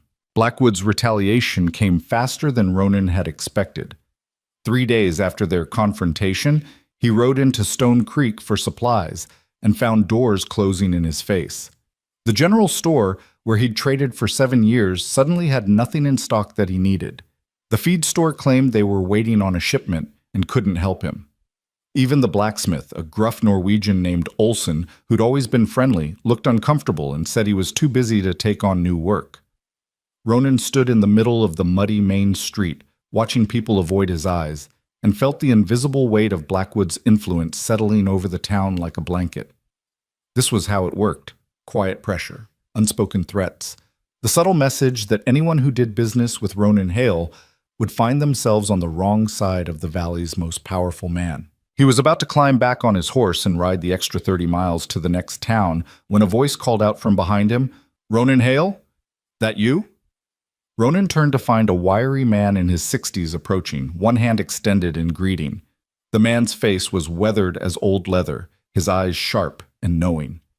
Ronan recognized him after a moment. Thomas Reed, owner of a small ranch on the western edge of the valley. They'd met a few times over the years, brief exchanges in town, but had never had cause for extended conversation. "Mr. Reed," Ronan said, shaking the offered hand. "Good to see you." "Heard you've made an enemy of Silas Blackwood," Reed said without preamble. "Word travels fast in a town this small. Want to tell me your side of it?" Ronan hesitated, then decided he had nothing to lose by honesty. Quickly and quietly, he explained about Evelyn, about finding her half-frozen at his door, about Blackwood's abandonment of her in the storm, and his subsequent threats. Reed listened without interruption, his expression growing darker as the story progressed. When Ronan finished, Reed spat in the dirt. "That sounds like Blackwood, all right. Man thinks his money makes him God. Been pushing people around in this valley for 20 years, and most folks are too scared or too indebted to stand up to him." He paused, then added, "I'm not most folks." "I appreciate that," Ronan said carefully. "But I don't want to drag you into trouble that's not yours." "Too late for that," Reed said with a grim smile. "Blackwood tried to buy my land 5 years back, offered me half what it was worth. When I refused, he tried to starve me out, same tricks he's pulling on you now. But I'm stubborn as a mule and twice as mean when riled. I survived, and he's hated me ever since. So you helping that girl? That makes you all right in my book. And anyone Blackwood hates is a friend of mine." Relief washed over Ronan, unexpected in its intensity. He hadn't realized how much the town's rejection had affected him until Reed's offer of friendship eased the tightness in his chest. "Thank you," he said simply. "Don't thank me yet," Reed said. "Blackwood's not going to let this drop. He'll escalate, try to force your hand. You need to be ready for that, both you and the girl." He paused, studying Ronan's face with those sharp eyes. "She's staying with you? At your cabin?"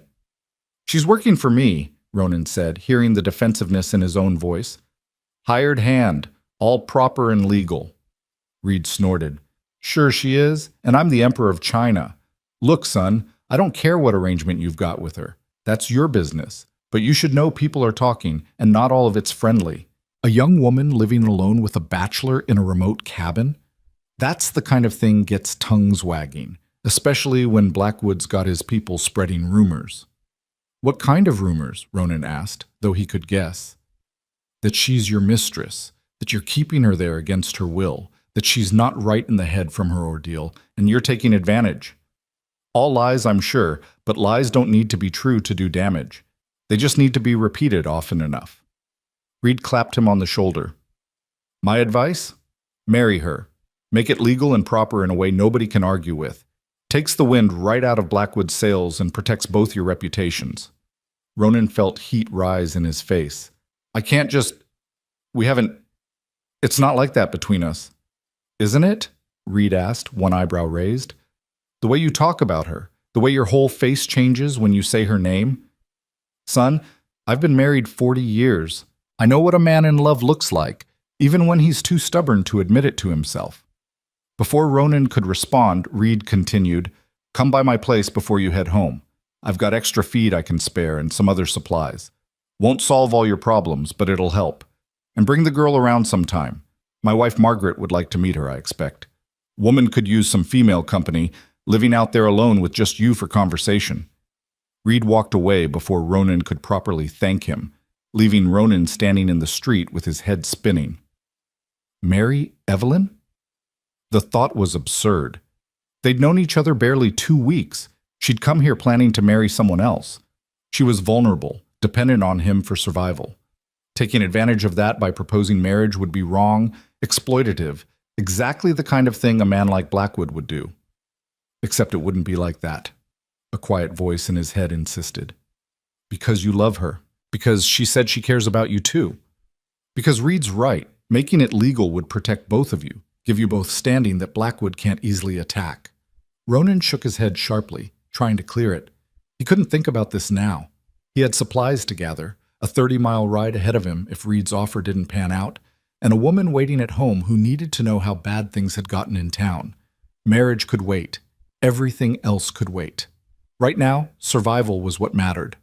He collected what Reed offered, generous amounts of feed, flour, salt, and other staples, and made the long ride back to the cabin as the sun sank toward the western mountains.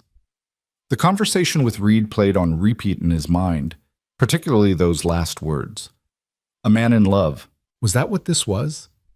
Was that what had been growing between him and Evelyn these past weeks? This feeling that made his chest ache and his thoughts drift constantly to her face, her voice, her laugh. The cabin came into view just as dusk was settling over the valley, smoke rising from the chimney into the purple sky. Ronan had sent word to Evelyn not to worry if he was late, but even so, she appeared on the porch before he'd finished unsaddling his horse, her expression anxious. "I was getting worried," she called. "You said noon at the latest." "Ran into complications," Ronan said, carrying supplies toward the cabin. "Blackwood's made good on his threats. Most of the town won't sell to me anymore." Evelyn's face fell. "Ronan, I'm so sorry. This is my fault. If I hadn't—" "Don't," he interrupted firmly. "Don't apologize for what he's doing. This is his choice, his vindictiveness, not your fault." He told her about his encounter with Reed as they carried supplies inside, about the unexpected friendship, and offered help. "He sounds like a good man," Evelyn said, organizing the supplies with practiced efficiency. "But he's right about the rumors, isn't he?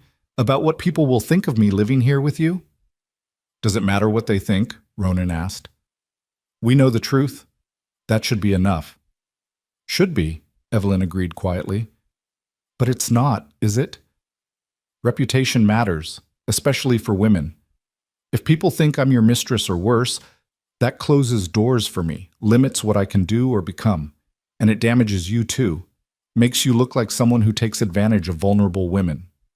She was quiet for a moment, then added, "Mr. Reed suggested marriage, didn't he?"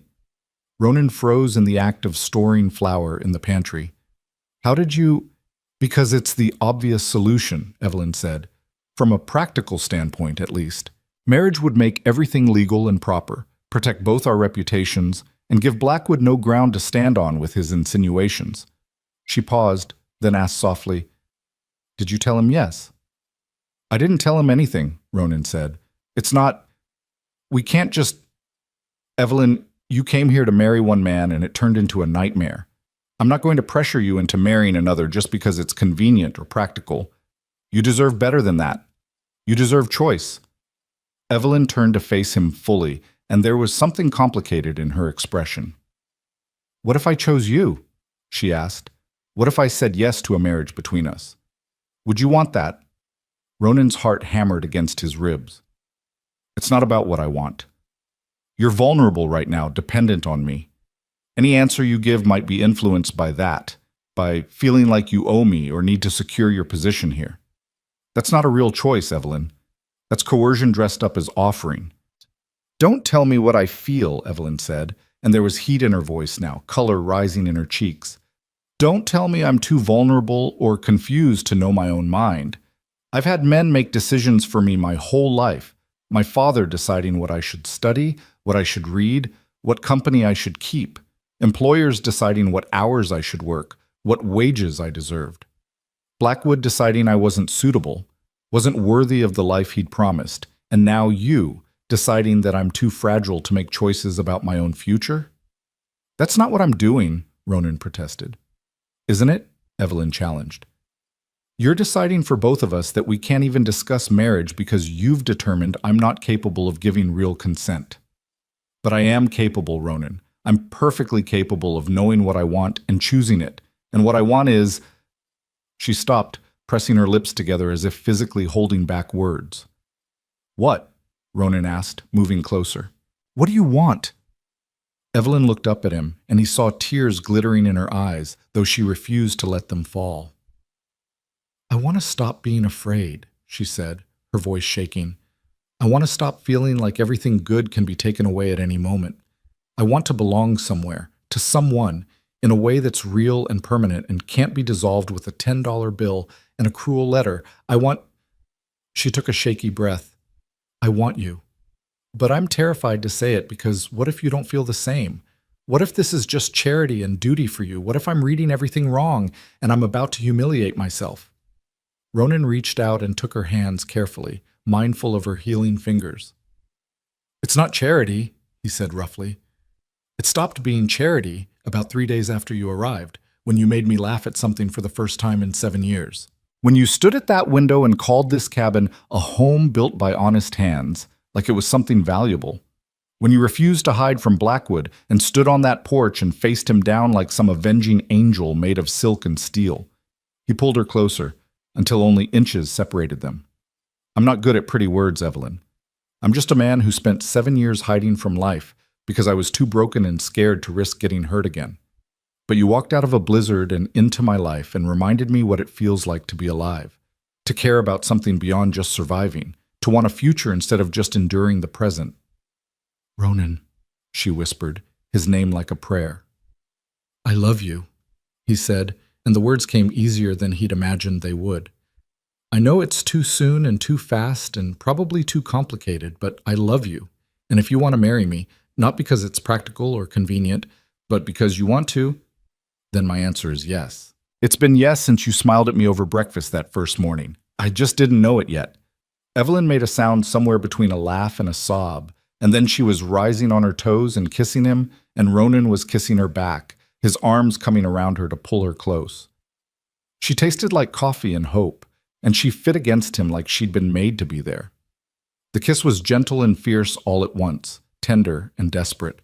The kiss of two people who'd been alone too long and were terrified and grateful in equal measure to have found each other. When they finally broke apart, both breathing hard, Evelyn pressed her forehead against his chest. Is this real? She asked. Please tell me this is real and not just desperation or loneliness or trauma making us both crazy.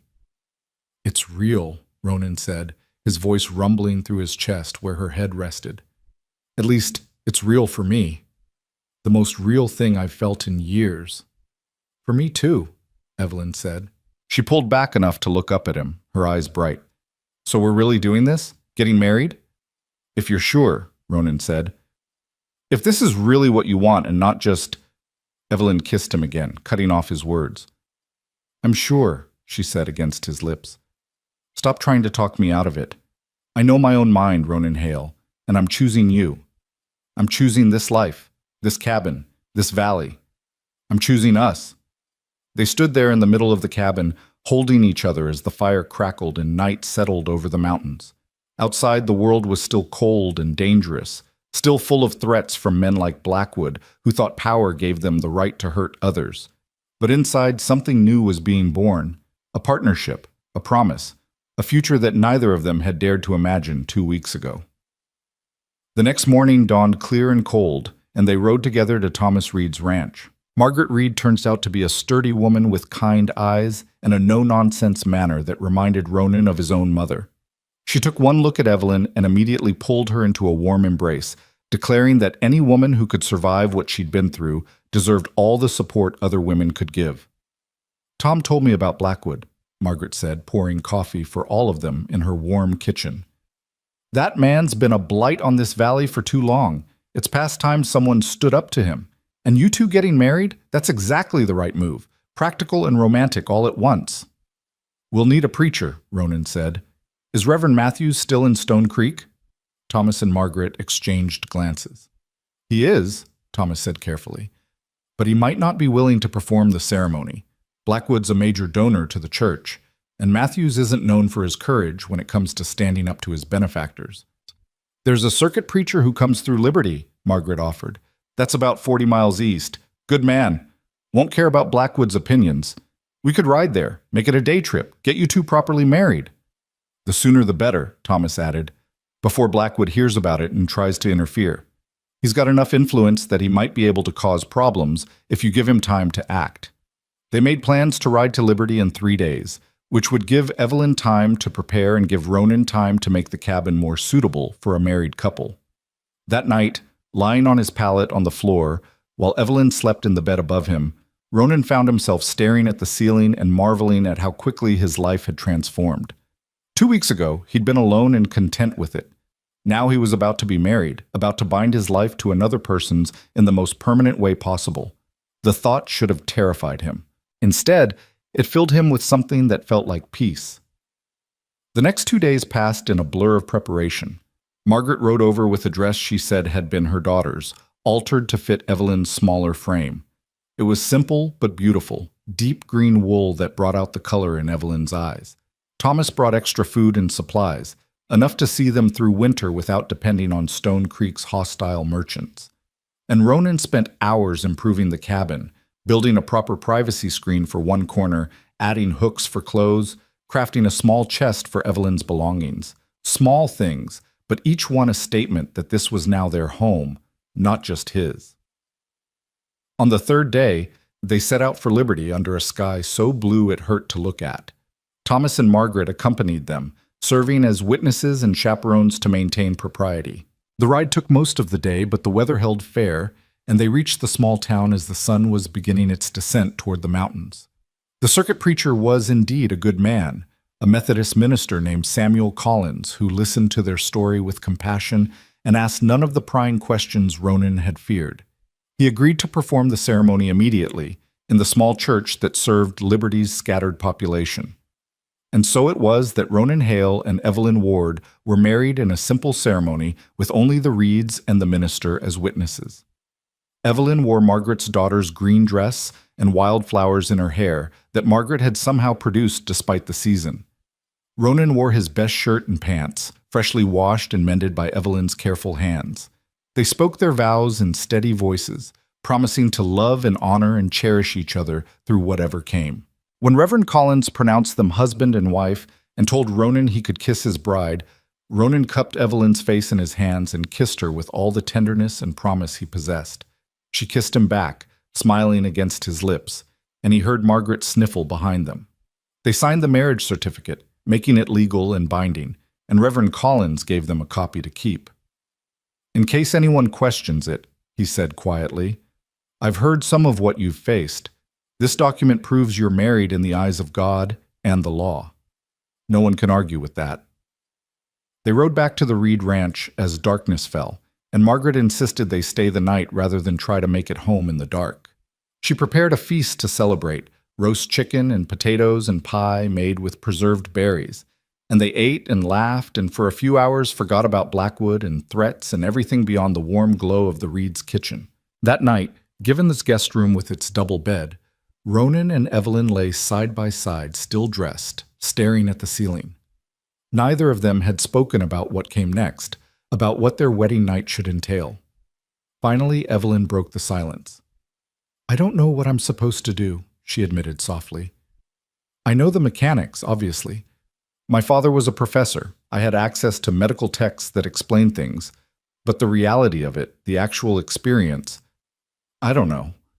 Ronan turned on his side to face her. "We don't have to do anything tonight," he said. "We're married. We have the rest of our lives. There's no rush." "But I want to," Evelyn said, turning to meet his eyes. "I want this to be real in every way. I'm nervous. What if I do it wrong?" Ronan brushed her hair back from her face, his touch gentle. "There's no wrong way. We'll figure it out together, and if tonight's not the right time, that's okay too. No pressure, Evelyn. No expectations except that we're honest with each other." She studied his face in the dim light from the window. "You're a good man, Ronan Hale. Better than I deserve." "No," he said firmly. "I'm the one who doesn't deserve you. You're brave and strong and beautiful, and somehow you chose me. I'm the luckiest man in Wyoming territory." Evelyn smiled and leaned in to kiss him, and this time, when they came together, it was different than before. This was the kiss of husband and wife, of promises made and kept, of a future no longer uncertain. And when they finally pulled apart, breathless and wanting, Evelyn whispered, "I'm ready. Show me what comes next." Ronan did, with patience and tenderness and a care that brought tears to her eyes. They learned each other slowly, carefully, mapping new territory together with hands that trembled and hearts that raced.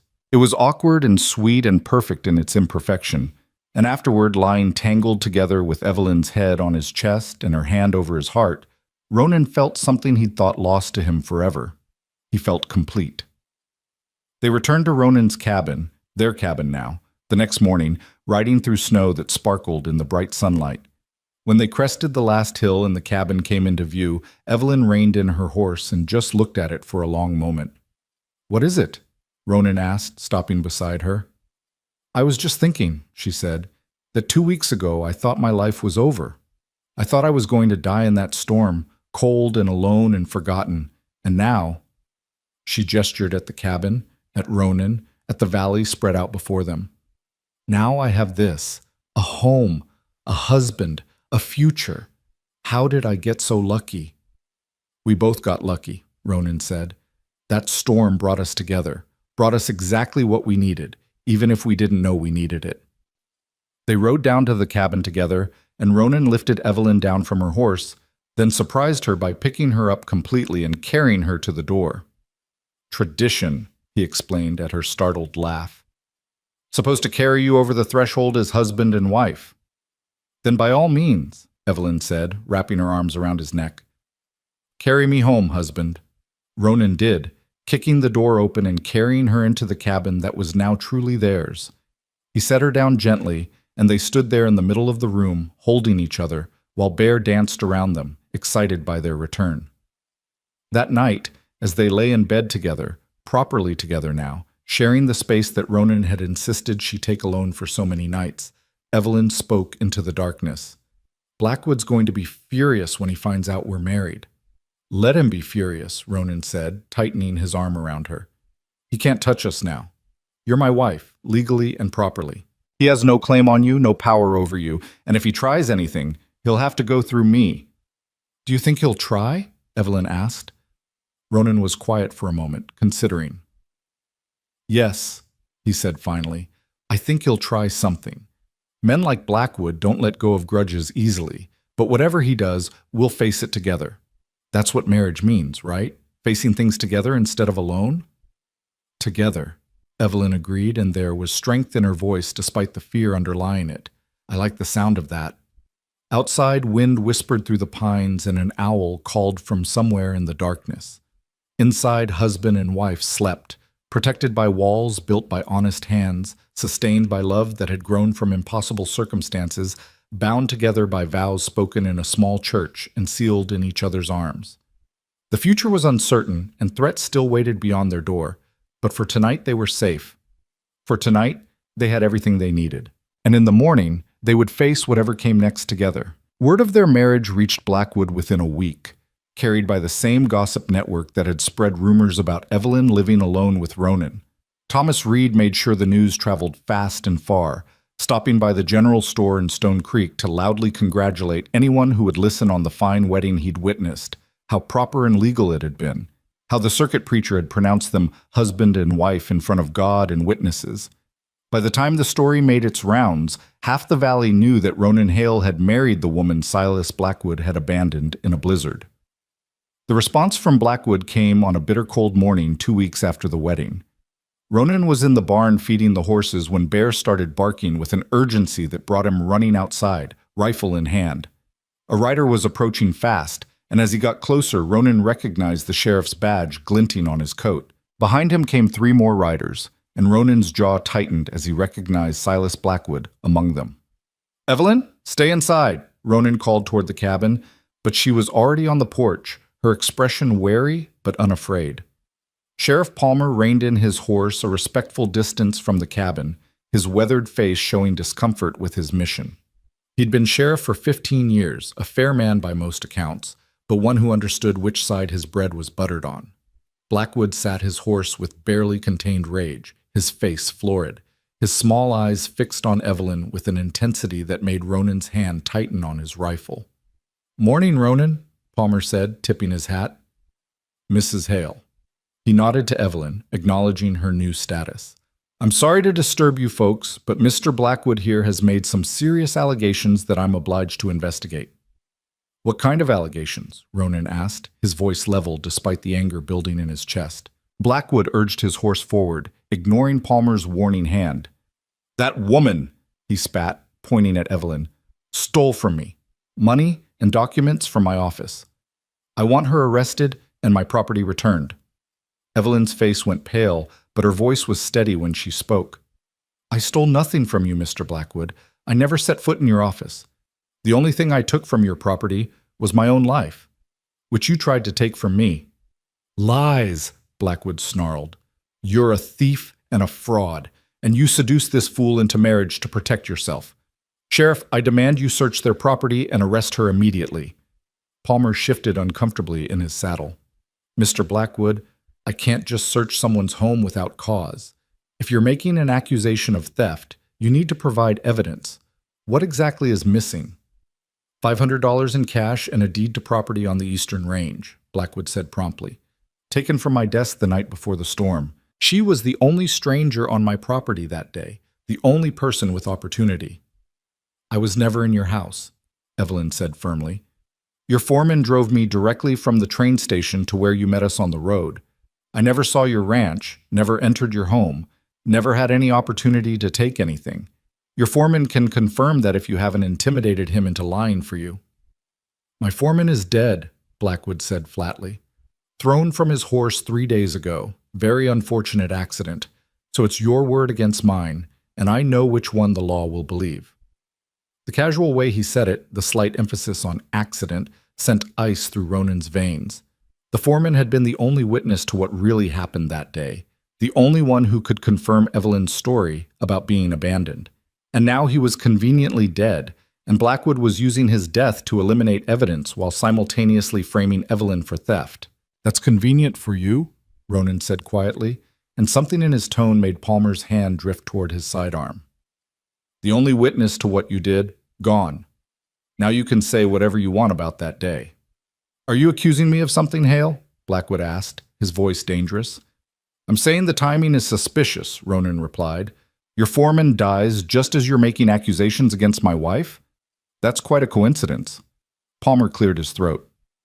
"Gentlemen, let's keep this civil. Mr. Blackwood, without your foreman to provide testimony, and without any evidence placing Mrs. Hale in your home, I'm not sure I can pursue these charges. It's your word against hers, and she's given a reasonable account of why she couldn't have done what you're claiming." "She has a letter," Blackwood said suddenly. "A letter I wrote dissolving our marriage agreement. She claims I gave it to her, but I say she stole it from my desk along with the money. That letter is my property, Sheriff.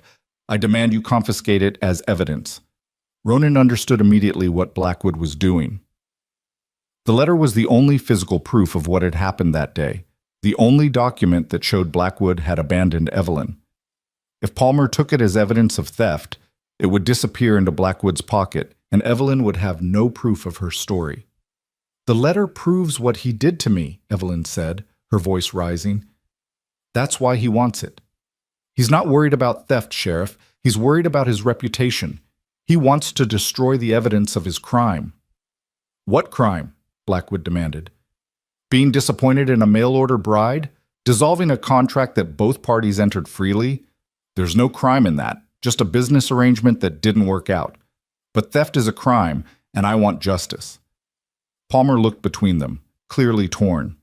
He knew Blackwood's power in the valley, knew what crossing him could cost. But he also seemed to recognize the holes in Blackwood's story, the suspicious timing, the way everything aligned too conveniently with Blackwood's interests. "I'll need to see this letter," Palmer said finally. "Not to confiscate it, but to examine it. If it's evidence in either direction, I need to know what it says." Evelyn looked at Ronan, who nodded. She went inside and returned a moment later with the envelope, handling it carefully. Palmer dismounted and took it, reading it slowly while Blackwood watched with barely concealed fury. The letter was damning. Even Palmer, reading it with a lawman's eye, couldn't miss the cruelty in Blackwood's words, the casual dismissal of a woman's life, the clear evidence that he'd intended to send her away.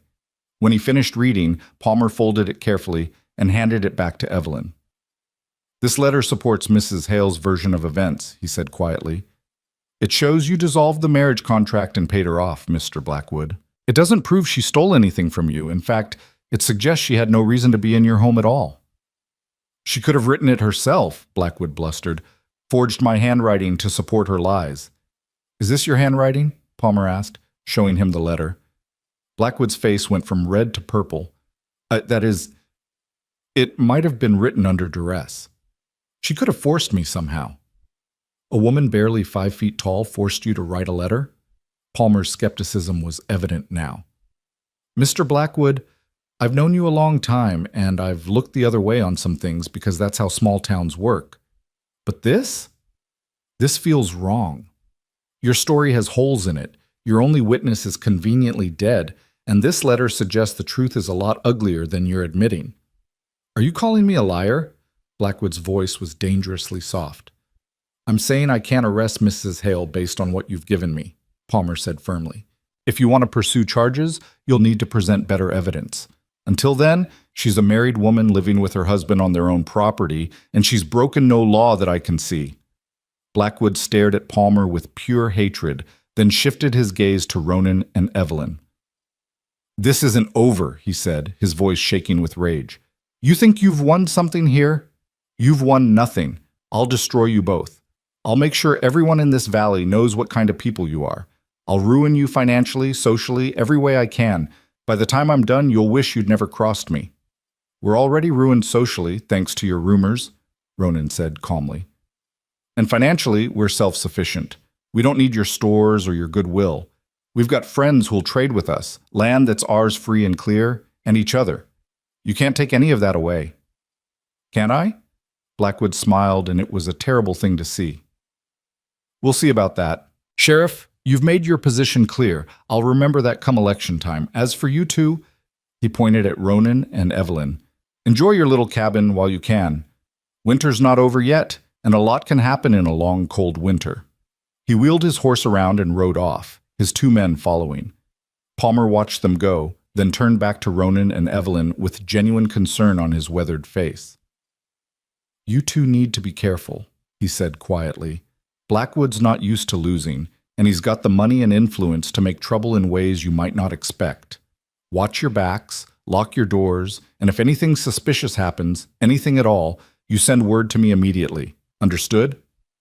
Understood, Ronan said. And Sheriff? Thank you for not just taking his word for it. Palmer shrugged. I'm not perfect, and I've let Blackwood get away with more than I should over the years, but I won't help him frame an innocent woman for theft. There's a line, and that crosses it. He mounted his horse and tipped his hat. Take care of yourselves, both of you. They watched him ride away, and only when he disappeared from view did Evelyn let out the breath she'd been holding. She sagged against the porch railing, and Ronan was immediately beside her, supporting her with one arm. I thought he was going to arrest me, she whispered. When Blackwood said that about the theft, I was so sure Palmer would believe him. Palmer's not completely in Blackwood's pocket, Ronan said, and your letter saved us. Blackwood couldn't explain it away, couldn't make it fit his story. It's proof, Evelyn. Proof that we're telling the truth. But his foreman is dead, Evelyn said, looking up at him with frightened eyes. Ronan, do you think Blackwood killed him, to silence him? Ronan wanted to say no, wanted to reassure her that even Blackwood wouldn't go that far. But he remembered the casual way Blackwood had mentioned the death, the slight emphasis that suggested it was anything but accidental. I don't know, he said honestly, but if he did, there's nothing we can do about it, and it means he's more dangerous than we thought. We need to be very, very careful. The next week passed with agonizing tension. Every sound in the night made them both jolt awake. Every time Ronan left to check the animals, Evelyn stood on the porch with the rifle, watching until he returned safely. They'd moved from newlywed bliss to living under siege, and the strain was beginning to show on both of them. It was Thomas Reed who brought them hope, riding up one morning with news that lit a fire in his eyes. He burst into the cabin without knocking, startling both of them. I found something, he said without preamble. Something that might help you against Blackwood. They gathered around the table while Thomas pulled papers from his saddlebag. After that business with the sheriff, I started asking questions. Talked to people who've worked for Blackwood over the years, people who might know his secrets. And I found a woman in Liberty, used to be his housekeeper, left his employment 5 years back. She told me things, and she's willing to testify if it comes to it. Testify to what? Ronan asked. Blackwood's done this before, Thomas said grimly. The mail-order bride thing. 4 times in the last 10 years, he's brought women out here, found them unsuitable, and sent them away. 3 of them disappeared. No record of them leaving on the train. No one saw them in town after Blackwood rejected them. Just gone, like they never existed. The fourth one made it back east, but she was so traumatized by whatever happened that she never spoke about it again. Evelyn had gone white. He's killed women before, is that what you're saying?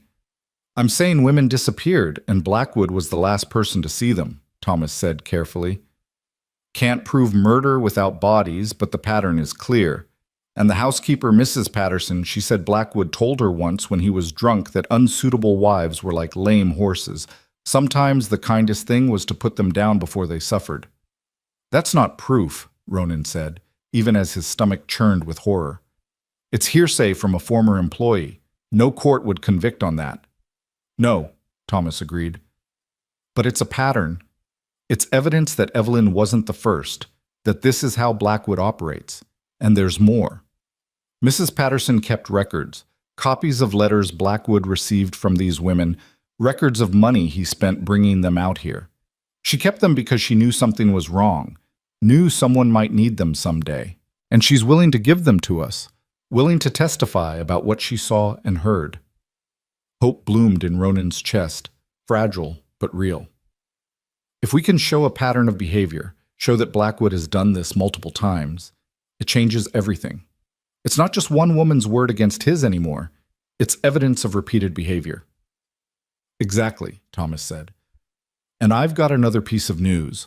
Remember how Blackwood said money and a deed were stolen from his desk? I did some checking with the land office. There's no record of any deed being reported stolen, no insurance claim filed.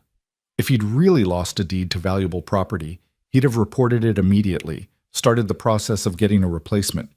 But he didn't, because there was no stolen deed. He made the whole thing up to try to get that letter from Evelyn. Evelyn stood and paced to the window, her arms wrapped around herself. So what do we do with this information? Take it to the sheriff? Better, Thomas said. We take it to the territorial marshal in Cheyenne. Marshal Davis doesn't answer to local money or influence. If we can present him with evidence of a pattern of women disappearing, of possible murders, he'll have to investigate. And once there's an official investigation, Blackwood loses his power. He can't intimidate a federal marshal the way he can intimidate local law. It's a 3-day ride to Cheyenne, Ronan said, thinking out loud. In winter, through country that's still dangerous with snow. I'll go with you, Thomas offered. Margaret can stay here with Evelyn, keep her company and safe while we're gone. 2 men traveling together is safer than 1, and I know the route. We can make it there and back in a week, maybe less if the weather holds. Ronan looked at Evelyn, who was staring out the window at the snow-covered valley. What do you think? He asked her. It's your life we're talking about, your safety. You should have a say in this. Evelyn turned to face them, and there was steel in her expression. I think we end this, she said firmly. I think we stop living in fear and take the fight to him. If there's evidence that Blackwood has hurt other women, then we have a responsibility to make sure he can't hurt anyone else. Those women who disappeared, they deserve justice, even if it comes too late. And we deserve to live our lives without constantly looking over our shoulders. Then we go to Cheyenne, Ronan said, as soon as we can prepare for the journey. They spent the next day getting ready.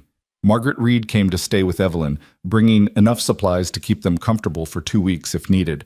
Ronan packed carefully, food, warm clothing, his rifle, and ammunition. Thomas brought the records Mrs. Patterson had given him, secured in a waterproof oilskin pouch. The morning they were set to leave, Ronan held Evelyn close on the cabin porch, reluctant to let her go even though he knew this trip was necessary. Promise me you'll be careful, she whispered against his chest. Promise me you'll come back to me. I promise, he said, tilting her face up to kiss her. Nothing's going to keep me from coming back to you. Not weather, not distance, not Blackwood. You're my wife, Evelyn. That means something. That means everything. I love you, she said, and even after weeks of marriage, the words still made his heart skip. I love you too, he replied. Stay safe. Listen to Margaret, and if Blackwood shows up here, I'll shoot him, Evelyn said matter-of-factly, and Ronan believed her. The ride to Cheyenne was brutal. The main roads were clear enough, but the cold was relentless, and they had to stop frequently to warm themselves and rest the horses. They rode from dawn to dusk, pushing as hard as they dared, and made camp each night in whatever shelter they could find. Abandoned line shacks, caves, once under a rocky overhang that barely kept the snow off. On the third day, they rode into Cheyenne as the sun was setting, both of them half frozen and exhausted. They found a boarding house, arranged for hot baths and hot food, and spent the evening warming themselves by the fire and planning their approach to the marshal. Marshal Davis turned out to be a lean man in his 50s with sharp eyes and a skeptical manner. He listened to their story without interruption, reading through Mrs. Patterson's records with careful attention. When they finished, he sat back in his chair and regarded them thoughtfully. "That's quite an accusation you're making," he said finally. "Silas Blackwood is a wealthy, influential man. Accusing him of multiple murders is serious business." "We're not accusing," Thomas said. "We're presenting evidence of a pattern and asking you to investigate. Women came to Wyoming to marry him. Those women disappeared. That's fact, not accusation." "Fact is they disappeared," Davis agreed. "But disappearing isn't the same as being murdered. Women could leave, could go elsewhere, could change their names and start over. Happens all the time." "4 women," Ronan challenged.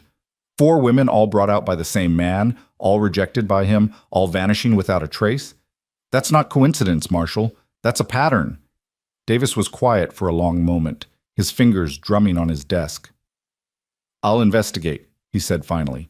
"Not because I'm convinced Blackwood killed anyone, but because the pattern is suspicious enough to warrant looking into. I'll need statements from all of you, and I'll need to interview this Mrs. Patterson myself.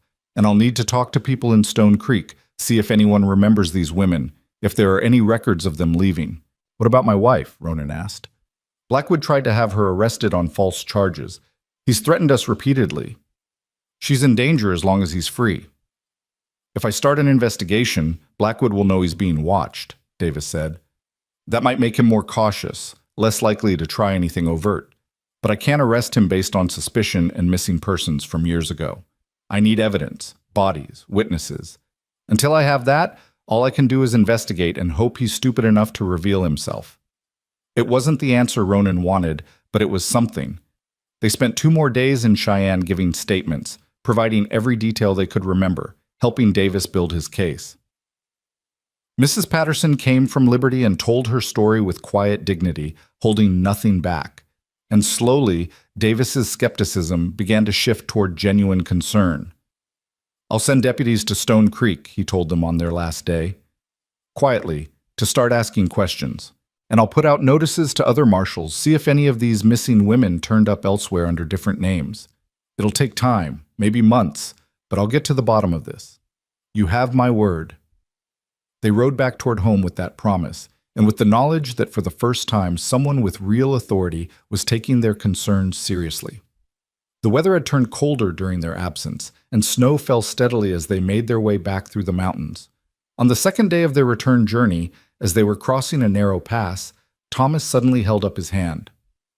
"Wait," he said quietly. "Something's wrong." Ronan followed his gaze and felt his blood run cold. Smoke was rising from somewhere ahead.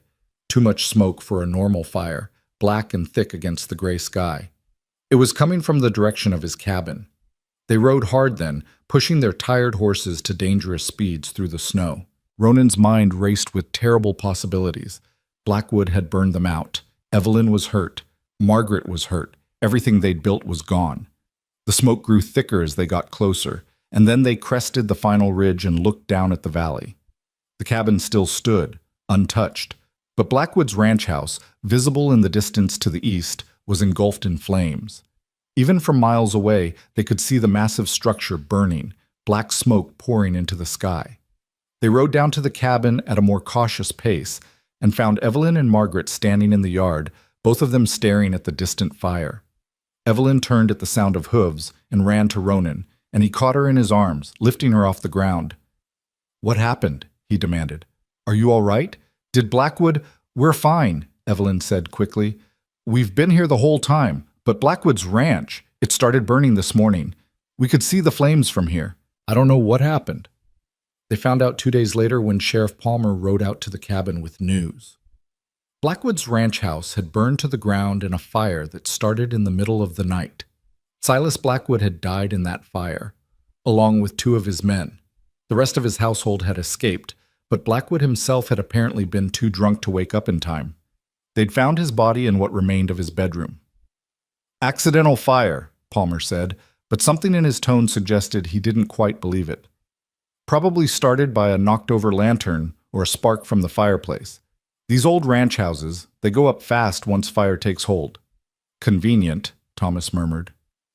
"Very," Palmer agreed. "Almost as convenient as his foreman's accident." He looked at Ronan directly.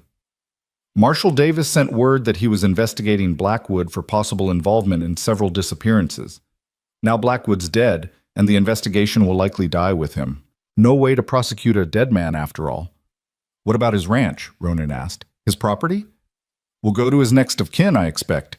He's got a nephew back east, I'm told. Whether the nephew will want to run a ranch in Wyoming or sell everything and go home, that's anyone's guess." Palmer shifted in his saddle. "Point is, your troubles with Blackwood are over. He can't threaten you anymore, can't spread rumors or cause problems. You two can finally live in peace." After Palmer left, Ronan and Evelyn stood on their porch watching the sun set over the valley. The smoke had finally cleared from Blackwood's ranch, leaving only a black scar on the landscape where his house had stood. "Do you think someone killed him?" Evelyn asked quietly.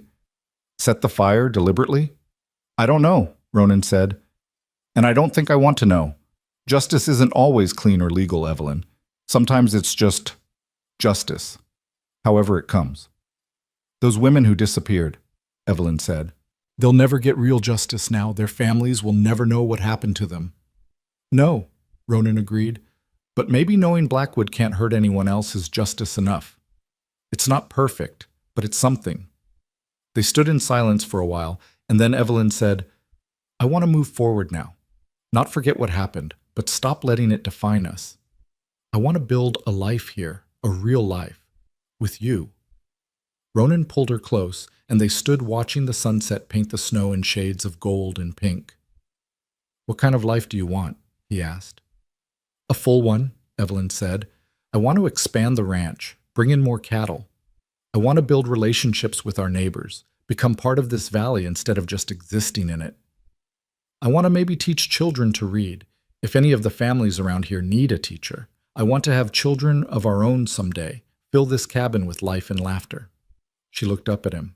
"I want to prove that good things can come from terrible beginnings, that love can grow in the coldest places, that people like us can build something beautiful even after everything tried to destroy us." "That sounds like a good life," Ronan said, his voice thick with emotion. "Sounds like everything I never knew I wanted until you walked out of that storm and into my life." The months that followed were transformative. With Blackwood gone, the town's attitude toward them slowly shifted. People who'd refused to trade with them before cautiously reopened their doors. Other small ranchers, emboldened by Blackwood's absence, became friendlier, more willing to share resources and knowledge. The valley, which had operated under Blackwood's shadow for so long, seemed to exhale and relax. Thomas and Margaret Reed became like family, riding over regularly to share meals and stories. Mrs. Patterson visited once from Liberty, spending a week with them and teaching Evelyn more about preserving food and managing a household in harsh conditions. Sheriff Palmer stopped by occasionally, ostensibly to check on them, but really, Ronan suspected, to assuage his guilt about all the times he'd looked the other way when Blackwood wielded his power. Spring came slowly, melting the snow inch by inch and revealing the valley's bones beneath. Ronan and Evelyn worked side by side, repairing winter damage, expanding their herd, planting a kitchen garden in a plot Ronan cleared near the cabin. They talked about building a larger house eventually, something with separate rooms and space for the children they hoped to have. But for now, the cabin was enough. It held them, and their dreams, and their growing love, and that was all they needed. In late May, a lawyer from Cheyenne came with news that Blackwood's nephew had indeed sold the ranch. The buyer was a consortium of smaller ranchers who planned to divide the land among themselves, breaking up Blackwood's empire into manageable pieces that would benefit the whole valley, rather than enriching one man. Ronan and Evelyn were offered the opportunity to buy a parcel that bordered their existing property, expanding their holdings at a fair price. They accepted, and suddenly their small ranch became something more substantial, something that could support not just survival, but prosperity. Ronan hired 2 hands to help with the increased workload, young men from town who were grateful for honest work at fair wages. The cabin became the center of a small but thriving operation. And through it all, Evelyn bloomed. The frightened, half-frozen woman who'd collapsed at Ronan's door transformed into someone confident and capable. Someone who could bargain with merchants, nurse sick cattle, and shoot straight enough to bring down the deer that supplemented their diet. She started a small school in Stone Creek, teaching children to read 3 days a week, and became beloved by the families whose children she educated. She made friends, built community, and established herself as someone who mattered in the valley. 5 years after that terrible night when she'd knocked on Ronan's door, Evelyn stood in the yard of their new house, 2 stories with real glass windows and a porch that wrapped around 3 sides, and watched her children play in the grass. James, their son, was 4 years old and had his father's steady temperament. Sarah, named for the girl Ronan had left behind in Pennsylvania so many years ago, was 2 and had her mother's fierce spirit. A 3rd child grew beneath Evelyn's heart, due before winter came. Ronan came up behind her and wrapped his arms around her waist, resting his chin on her shoulder. "What are you thinking about?" he asked. "About storms," Evelyn said. "About how the worst night of my life turned into the best thing that ever happened to me. About how I was so sure I was going to die out there in the snow, and instead I found a life more full and rich than anything I'd imagined in Boston." "No regrets?" Ronan asked softly. "None," Evelyn said firmly. "Not about answering that advertisement, not about the blizzard, not about Blackwood or any of it, because all of it led me here, to you, to this life we've built together. I wouldn't change a single moment, Ronan, because changing anything might mean I never ended up at your door that night." They stood together watching their children play, watching the sun set over the valley they'd claimed as their own. In the distance, where Blackwood's ranch had once stood, wildflowers now grew among the ruins, nature reclaiming what man had tried to dominate. Other families had moved into the valley, drawn by word that it was no longer controlled by one tyrant, that there was room for honest people to build honest lives. "Sometimes I think about those other women," Evelyn said quietly. "The ones who came before me, the ones who disappeared. I think about how I was supposed to be just another one of them, another woman erased from history. And I wonder why I survived when they didn't." "Because you were strong," Ronan said. "Because you chose the wrong fork, and that choice saved your life. Because you kept walking when anyone else would have laid down and died. Because you were brave enough to knock on a stranger's door instead of giving up." "Because you opened that door," Evelyn corrected. "Because you could have turned me away, could have decided I was too much trouble or too much risk. But you didn't. You saved my life, Ronan, in every way a person can be saved." "We saved each other," Ronan said. And it was true. She'd saved him from a lonely existence, from slow death by isolation, from a life half-lived in fear and solitude. And he'd saved her from the storm, from Blackwood's cruelty, from a world that had tried to convince her she was worthless.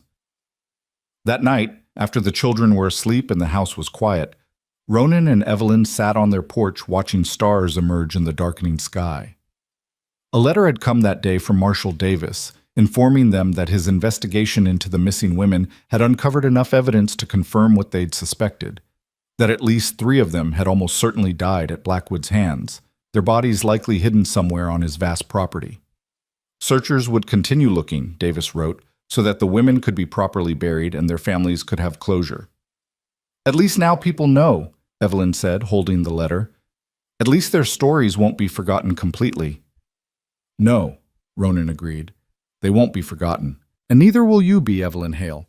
You survived when you shouldn't have, thrived when everything tried to break you. That means something. That matters." "We matter," Evelyn corrected, taking his hand. "This life we've built, this family we're raising, this community we're part of, all of it matters. We took something terrible and made it beautiful. That's our victory, Ronan. Not over Blackwood. He's gone and doesn't matter anymore. Our victory is this." She gestured at their house, their land, the valley spread out before them. "This is what we built from that awful night. This is our answer to cruelty and injustice and all the things that tried to destroy us. We built love. We built home. We built family." Ronan pulled her close and kissed her forehead, breathing in the scent of her hair, feeling the warmth of her body against his. "I love you," he said simply. "More than I have words for. You changed my life, Evelyn. Made it worth living." "I love you too," she replied. "Thank you for opening your door that night. Thank you for every kindness, every protection, every moment of love you've given me since. Thank you for building this life with me." They sat in comfortable silence as the stars multiplied overhead and the night sounds of the valley rose around them. Somewhere in the distance, a coyote called and another answered. An owl hooted from the pines. The wind whispered through the grass, carrying the scent of wildflowers and sage and the promise of another good harvest to come. Inside their house, their children slept safely, warm and loved and protected by walls built by honest hands. Around them, their neighbors were settling into their own homes, living their own lives, building their own dreams on land that was finally free from tyranny. And beside Ronan, his wife, his partner, his salvation, his greatest unexpected gift, sat with their future growing beneath her heart and hope shining in her eyes. The storm that brought them together was long past, the snow melted, the cold forgotten. But what they'd built from that terrible night would endure. A testament to the truth that sometimes the fiercest storms don't destroy lives. Sometimes, against all odds and expectations, they begin them. Sometimes they bring exactly what's needed, even if it arrives frozen and frightened and half dead at a lonely cabin door. Sometimes they bring love. Sometimes they bring home. Sometimes they bring everything. And as Ronan and Evelyn Hale sat together under the Wyoming stars, surrounded by the life they'd fought for and built together, they knew with absolute certainty that every moment of cold, every instant of fear, every threat they'd faced had been worth it. Because it had brought them here, to this moment, to each other, to a future that stretched out bright and full in theirs. The blizzard had given them everything, and they would spend the rest of their lives honoring that gift by living fully, loving fiercely, and proving that even the darkest storms can carry unexpected blessings for those brave enough to survive them.